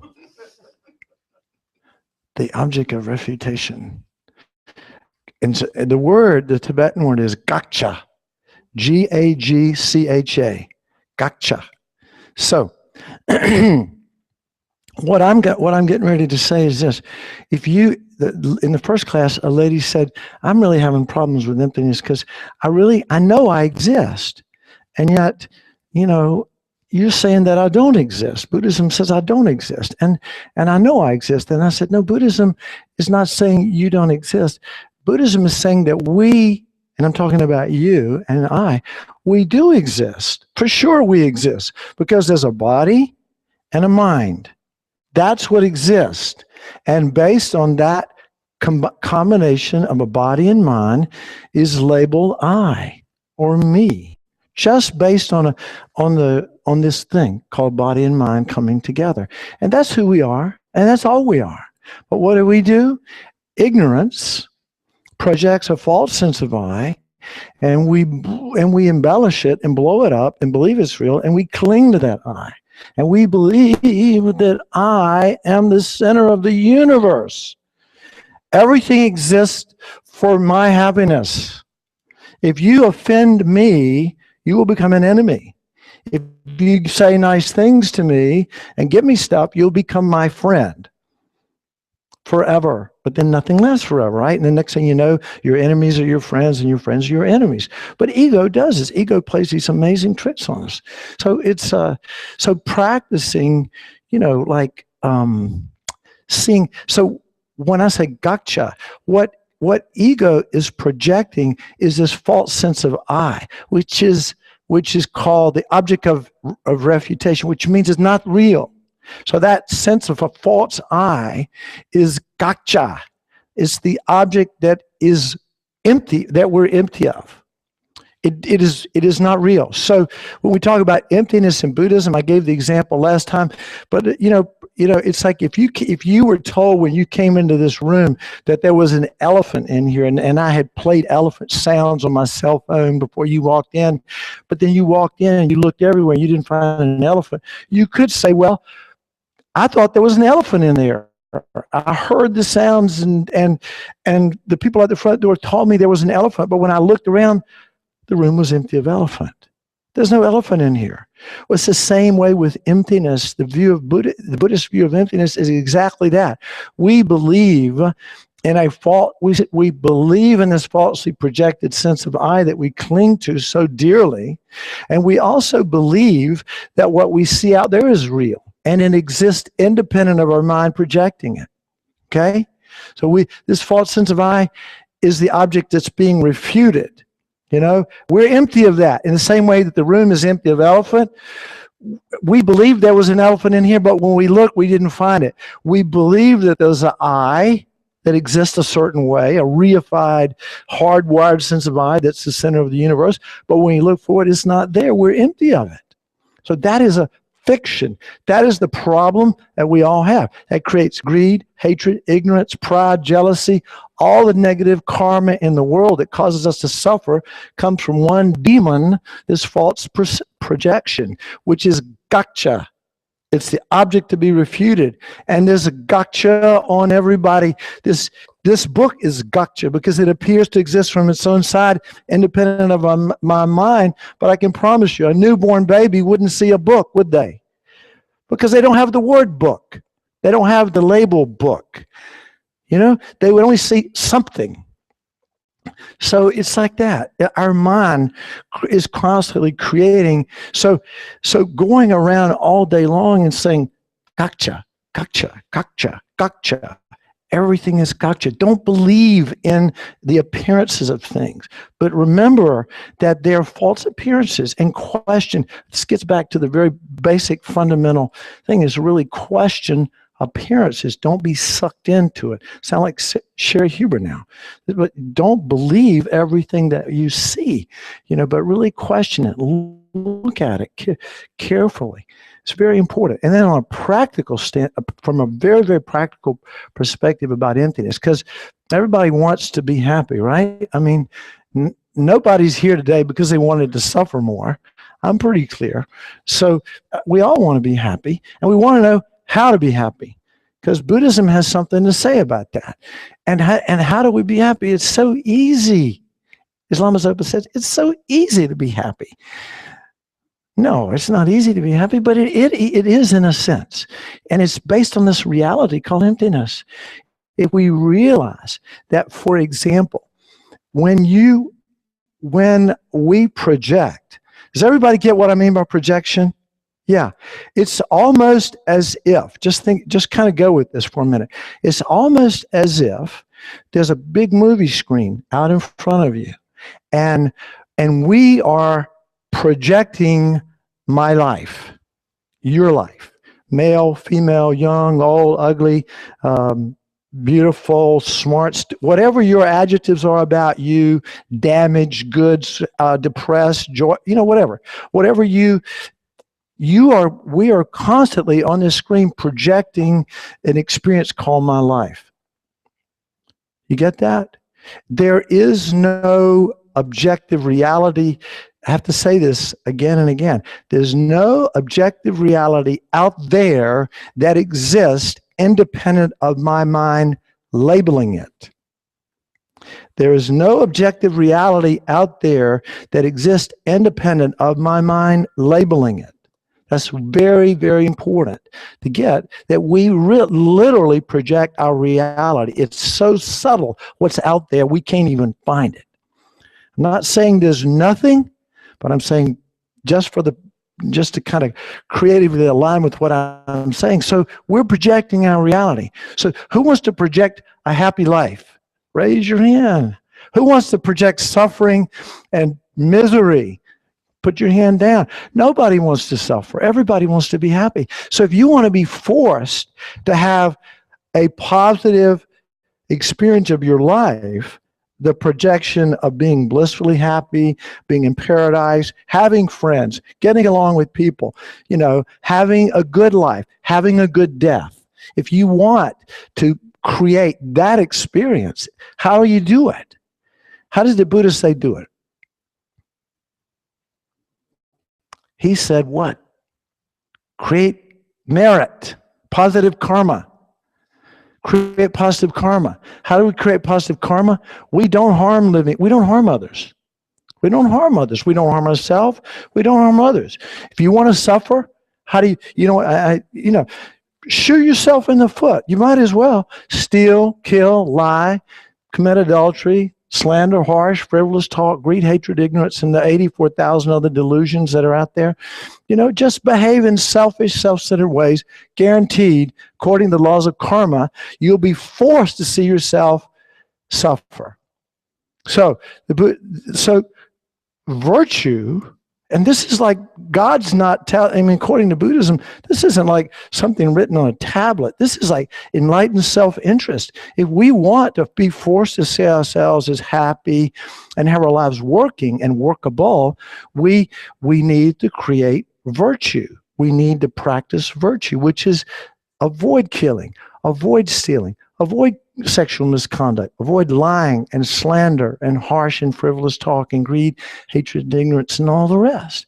In other words, common sense. Avoid anything that's motivated by self-cherishing. And in the moment, like the only way you really know, because most karma ripens in future lifetimes, the only way we'll really know, and this is only if we're paying attention, that the actions that we're getting ready to create are going to force us to see ourselves as happy and literally in paradise, is if we check our mind, pay attention, moment to moment to moment. We have to practice. We have to train ourselves to pay attention to our motivation for action and have a bigger view of our action than just our little self-centered universe. So actions that are motivated by this is in the teaching. I'm not making this up. Actions that are motivated of body, speech, and mind that are motivated by non-attachment, non-hatred, and non-ignorance will always, according to the laws of karma, ripen in the form of happiness. So happiness means that we are forced by our karma, because you can't change your karma in the moment it ripens, can you? You can't. We can shape the future by making good choices, but in the moment the karma ripens, too late. But if we want to be forced to see ourselves as happy and having a workable life and having friends and getting along and having our lives work, it really depends on our past actions, on the choices we make. We have to create positive karma. If we don't care, if you don't believe in karma, and a lot of people don't, let's be honest, this culture, pretty much people think if I got by with it, it's okay. If you can get by with it, it's okay. But, from a Buddhist perspective, no, you can't take a vacation from karma. Karma will go with you to Atlantic Beach. It will follow you all the way to Jamaica and Rome and London. The choices we make. Disney World, my gosh, that's even scarier. So karma is, again, according to the laws of this whole view of emptiness, is there's no inherent reality independent of our mind. So we are creating our own reality based on our former choices. And if we want to see ourselves as happy, we live virtuously, not because God or the Buddha said so, but because that's how things work. Reality works that way. And if you want to see yourself, if you don't care whether you suffer, just keep on doing the same thing. Follow your ego, be spontaneous if you want to, and be crazy and do things that harm others and yourself, and act like you're the center of the universe. And I'm not saying any of you do that, but there are people out there that do. It just leads to bad outcomes most of the time. Now, I'm sure you have somebody out there who smokes 3 packs a day and drinks a fifth of whiskey, and they're living to into their 90s, but that's not the norm. Behaving and letting our mind run amok is not the cause of happiness for most of us. And we recognize that. That's why we're here for most of us. We realize that the real source of happiness and suffering are not the circumstances in our life as much as it is our own interpretation of the circumstances, and then how we work with the inevitable suffering, which is just part of being a human being, isn't it?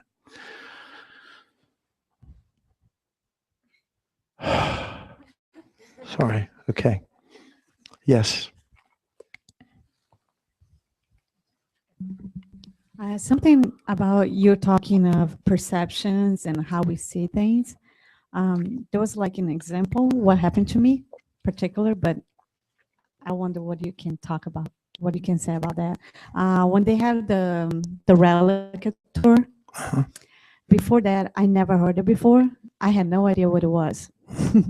And I came and at first I was looking at, I walked through all of them and just looking at the beauty of the whole presentation, the artistic way, Mhm.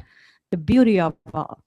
But I had no idea what it was. So I was just, oh, wow, beautiful. And then I walk out and I watch the video. And then I learned what exactly it is, all those little pebbles. Mhm. And when I came back, I have a whole different view of all of that and a whole different experience. Mhm.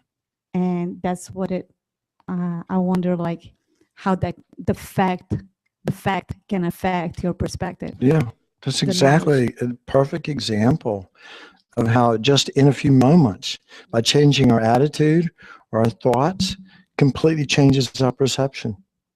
Yeah. And there's no inherent reality in those relics, is it? It's your perception. Well, it's kind of interesting. There are certain things in Buddhism that have inherent power. Now, this gets into the part that's a little woo-woo, but I will say it.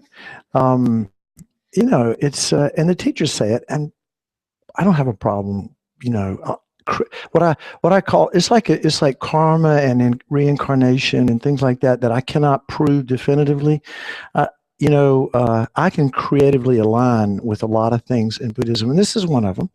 Like, for example, seeing these relics has a certain power, whether you believe in them or not, whether you have that perception or not. There's a certain benefit to being around them and circumambulating them and stuff like that. If you go out here to the stupa, now people who've never been here before, but those of us who were here when the stupa was being built, is completely packed with holy objects and mantras and relics and amazing things. And at every stage, there were blessings to bless it, to consecrate it. And when it was over, there was a consecration ceremony and stuff like that. And so from a Buddhist standpoint, again, just even if you bring your dog and walk around it, or even if a mosquito flies around it, but if you walk around it with some awareness that this is a positive thing that I'm doing for my mind, that, for example, if you're sick, if you have cancer or you have a problem, come to Kadampa Center and just walk around the stupa for an hour, and just think about all the benefit that you're doing for yourself and other beings by just circumambulating the stupa. The stupa is one of those objects that has some inherent power, which kind of goes against Buddhist teachings, but it doesn't. So you just have to align with it for a while, and but try it. I mean, the worst thing could happen is, you get in shape by walking around. So it won't hurt. And so Geshe Gelek always encourages. He said, I don't know if any of the teachings I've done gave today have been in benefit, but I know for one thing, if you go walk around the stupa, it will benefit you. So I really, try not to come here and not at least make 3 laps around the stupa clockwise, ideally. Just do it, and it's okay. You may not be enlightened right away, but it takes time. Yes. Any other questions or comments?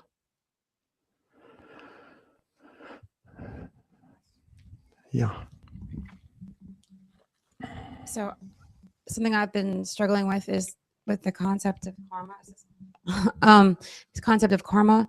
Can you explain a little bit about how that makes sense when something happens to, let's say, a small child, age 3 or 4, who hasn't maybe put anything really negative out there into the universe, or is a really good person that Yeah.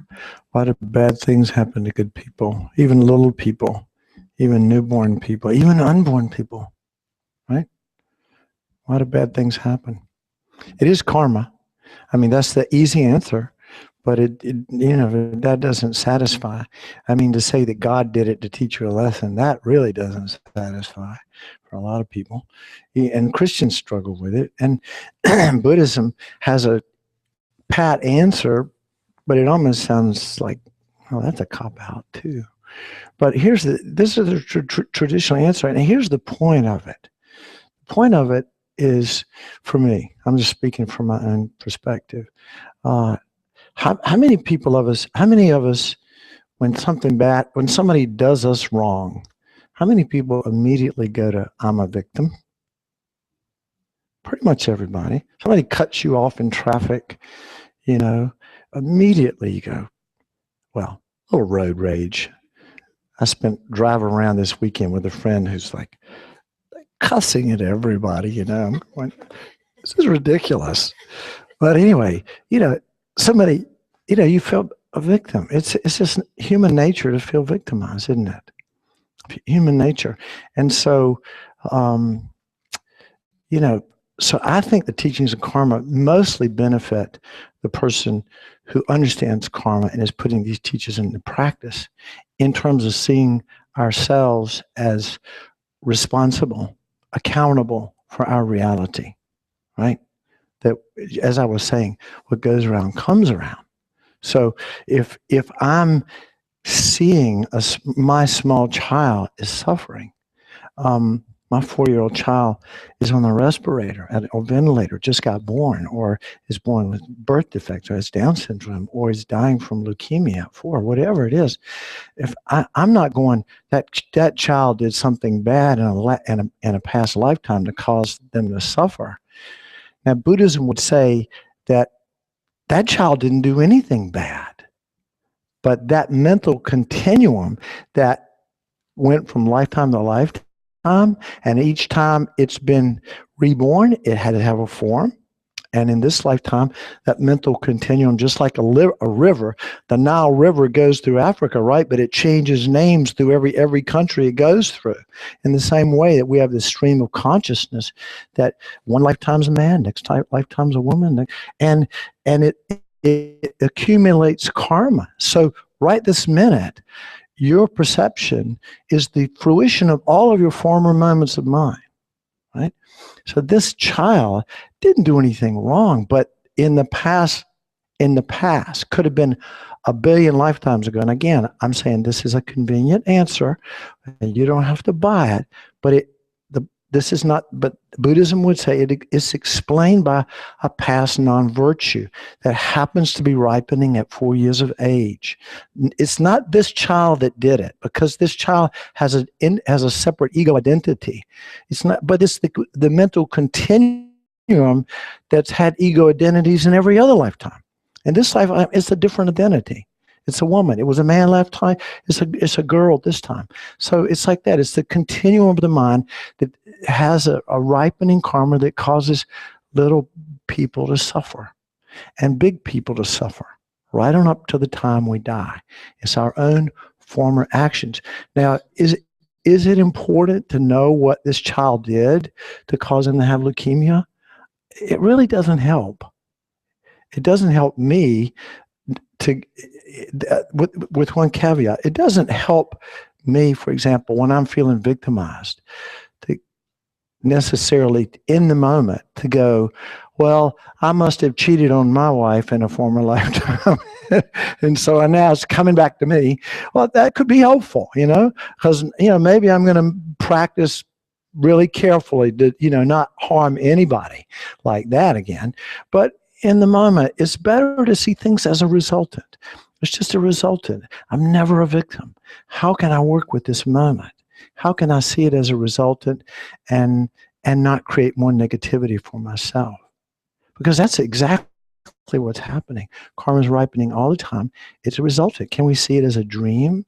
It's like a magician's illusion. Can we see whatever we experience as like gotcha? It's like this, this object of refutation. Can we see it in a different way? So, but getting back to the child, it is, I mean, look at 6 million Jews. My goodness, a lot of them were children. They didn't do anything wrong. But then again, the Tibetan people, I mean, 2 or 3 million have been slaughtered by the Chinese at least, and a lot of them would not have any recollection of their negative karma. But a lot of these Tibetans in exile and people that have been tortured, they see what's happening to them as a resultant. And they don't have animosity because, to have animosity, pretty much have to be a victim, don't you? Like, they did it to me. And they see it as a result of their past negative karma. It's purifying their karma.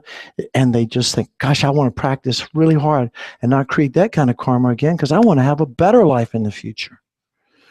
So there was one monk, His Holiness was describing this monk who'd been tortured for like 20 years. And he came, the Dalai Lama was given this example. And literally, he was in a Chinese prison for 20 years. He got cattle prodded and tortured for 20 years. But he was a monk and he was a very advanced practitioner. And when he finally was released from prison and he escaped over the Himalayas and went to Dharamsala, and he was talking to the Dalai Lama. And he said, and he told the Dalai Lama, he said, I almost lost it one time. And what he was saying was, I almost got angry at at the people that were tormenting me. I almost got angry. In other words, he was able to use every situation that in his life that was ripening as suffering as to develop his heart and his mind.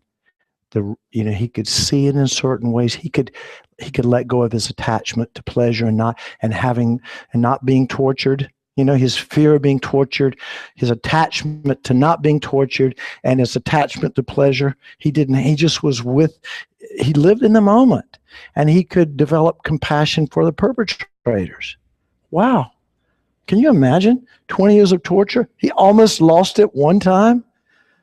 That's just superhuman. But that is a possibility. So, again, getting back to the basic fundamentals of reality, if we want to live our life in accordance with the reality of the truth of emptiness, that there is no objective reality independent of our mind, the emphasis should always be on living ethically. Don't harm yourself or other beings. Try your best not to be selfish. Try your best to oppose the self-centered, egocentric mind, and to operate in the exact opposite way.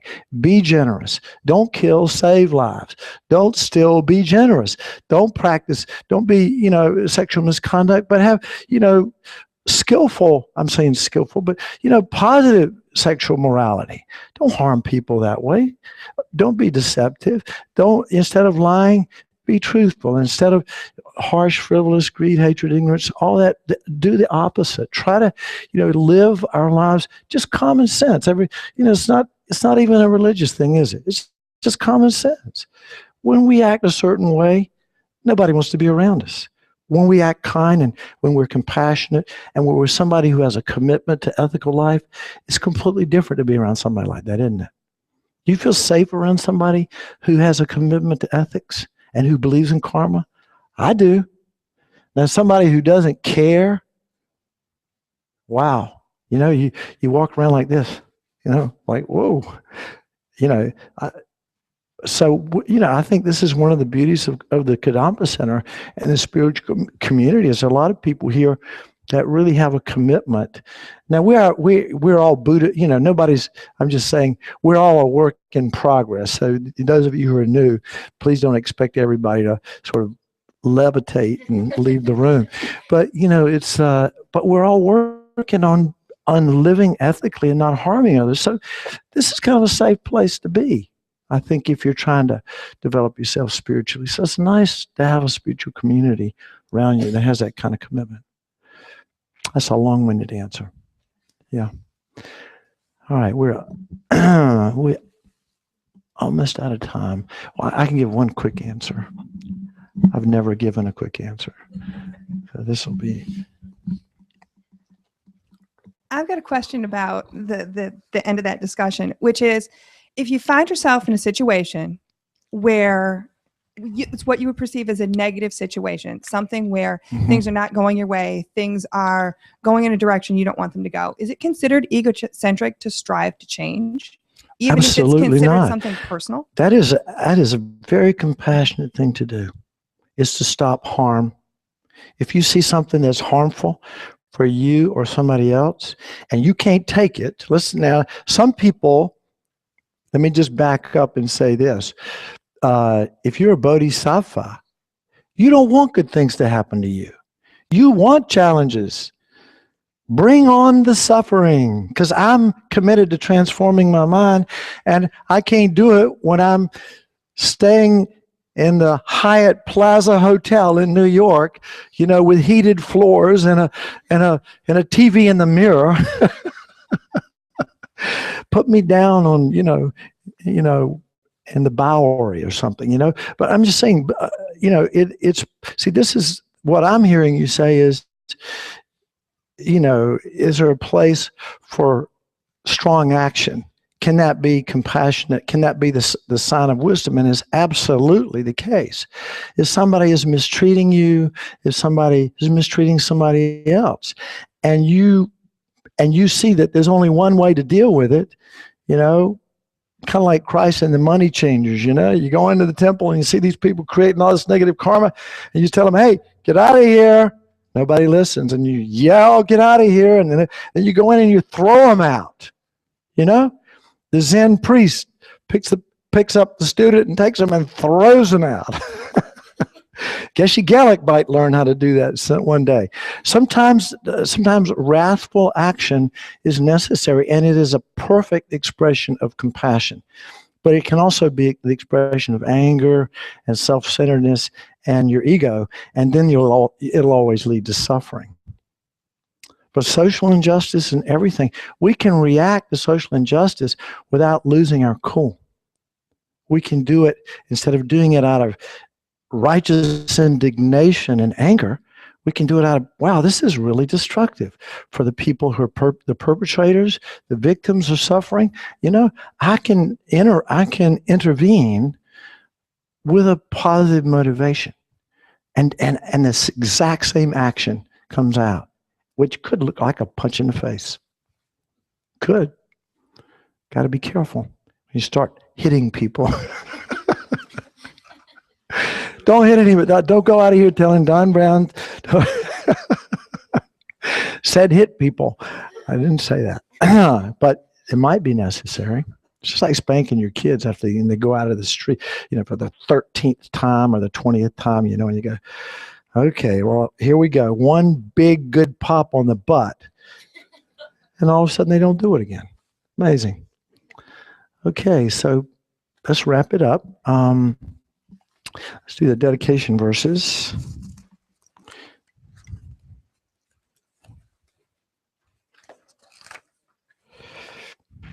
On page 36. And then we'll do the Green Tara mantra according to Robbie Watkins' tune for Geshe Gelik's long life. Actually, wait a minute.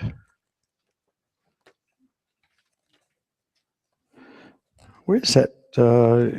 Anyway, there's one prayer, but I cannot find it. The Dalai Lama, the one from the Bodhisattva. Is it on 46? Yeah, Shanti Deva prayer. We'll do that. We'll do that too. So we'll go all the way. Yeah, we'll do Miksema, and then we'll stop at the bottom of that on the 2/3 of the way down, page 37. Then go to page. Did you say 46, Robbie? Oh, 246. Sorry. 246. This is such a beautiful prayer. It would be nice to memorize this. I think my kids go to Episcopal school, and they go once a week to chapel, and they put this thing down, and they do the. I said, "What do y'all do?" And they said, "We pray the Lord's Prayer," and they memorized it. I said, we got to have something in Buddhism like that. So this could be a very cool thing for children to memorize, like a nice prayer to say at bedtime and stuff like that. By the way, my children have been coming to Kadampa Center forever, but they appreciate all different religious traditions. All right. Due to the merits of these virtuous actions, may I quickly attain the state of a Guru Buddha and lead all living beings without exception into that enlightened state. May the supreme jewel bodhicitta that has not arisen arise and grow, and may that which has arisen not diminish but increase more and more. In this land circled by snow mountains, you are the source of all happiness and good. All-powerful Chenrezig Chenzen Gatso, please remain until samsara ends. You who uphold the subduer's moral way, who serve as the bountiful bearer of all, sustaining, preserving, and spreading Manjana's victorious doctrine, who masterfully accomplish magnificent prayers honoring the three jewels, Savior of myself and others, your disciples, please live long. Now go to page 246. We'll skip Miksema. Okay. May all beings everywhere, plagued by the sufferings of body and mind, obtain an ocean of happiness and joy by virtue of my merits. May no living creature suffer, commit evil, or ever fall ill. May no one be afraid or belittled, with a mind weighed down by depression.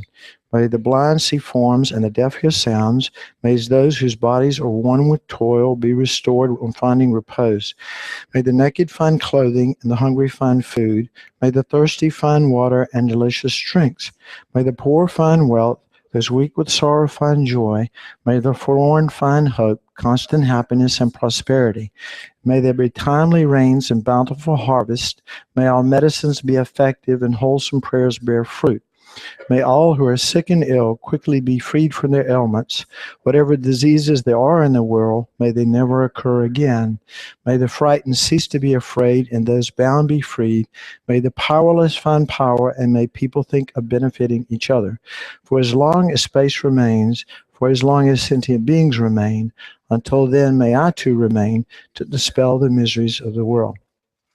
Now going back to 37, if you don't know Tara's mantra, we'll do Geshe Gelik's long life. Resoha tari tu reso.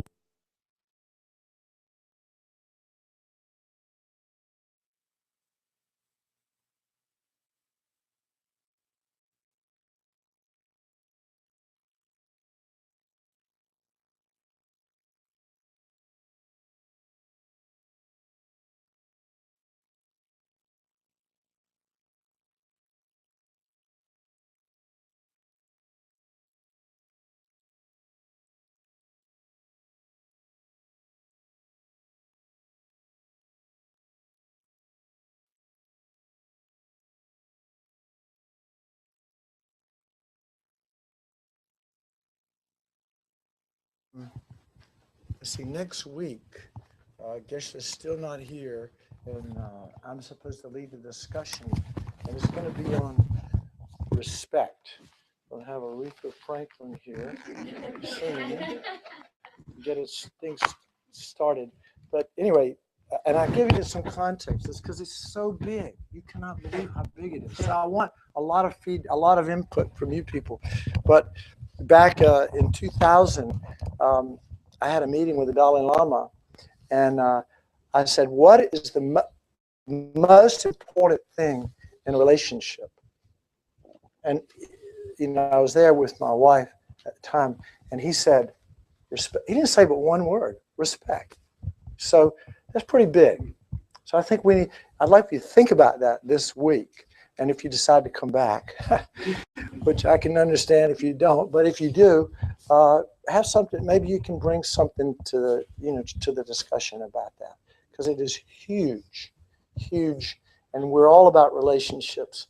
And so if this is the most important thing, we need to open that can and look inside and see what it really means. Let's see you next week. Thank you.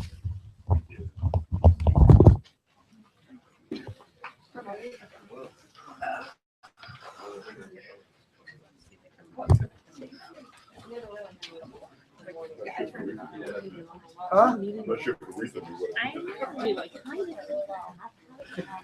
Yeah, I'm not sure what her, I'm not sure where she was coming from. But we can play it out. We can see how we go. Yeah, whether or not Yeah. The reason why when we do the multitasking or why is 6 times or why is 6 7 well, usually it's 7 times. It's an auspicious number. It's usually 7, 11, 21. Those are considered the auspicious number of times to do it. That doesn't have to be that. There are numbers in Buddhism that are auspicious. 7, 11, 13 are auspicious. 21, 108. It's kind of each one has your own meaning. Yeah. For being auspicious. Yeah, kind of. But, Did they have anything to do with the number 5? Pardon? Number 5. Well, look, there's so many lists in Buddhism. There are 5 of this and 6 of that. I love the 12 days of Buddhism. The song on the 8. There's 8 auspicious symbols. Yeah.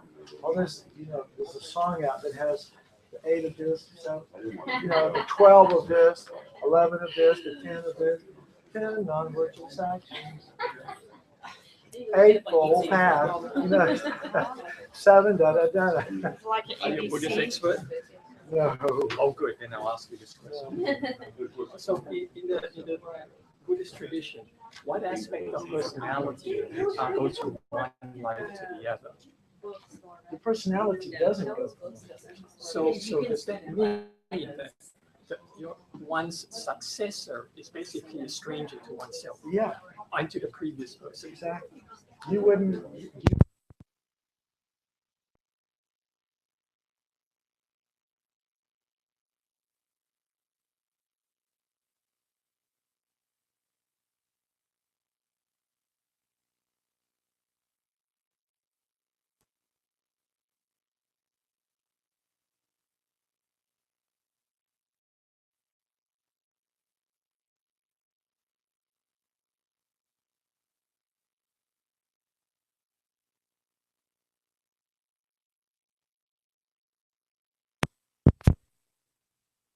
There's 2 aspects to it. One is there's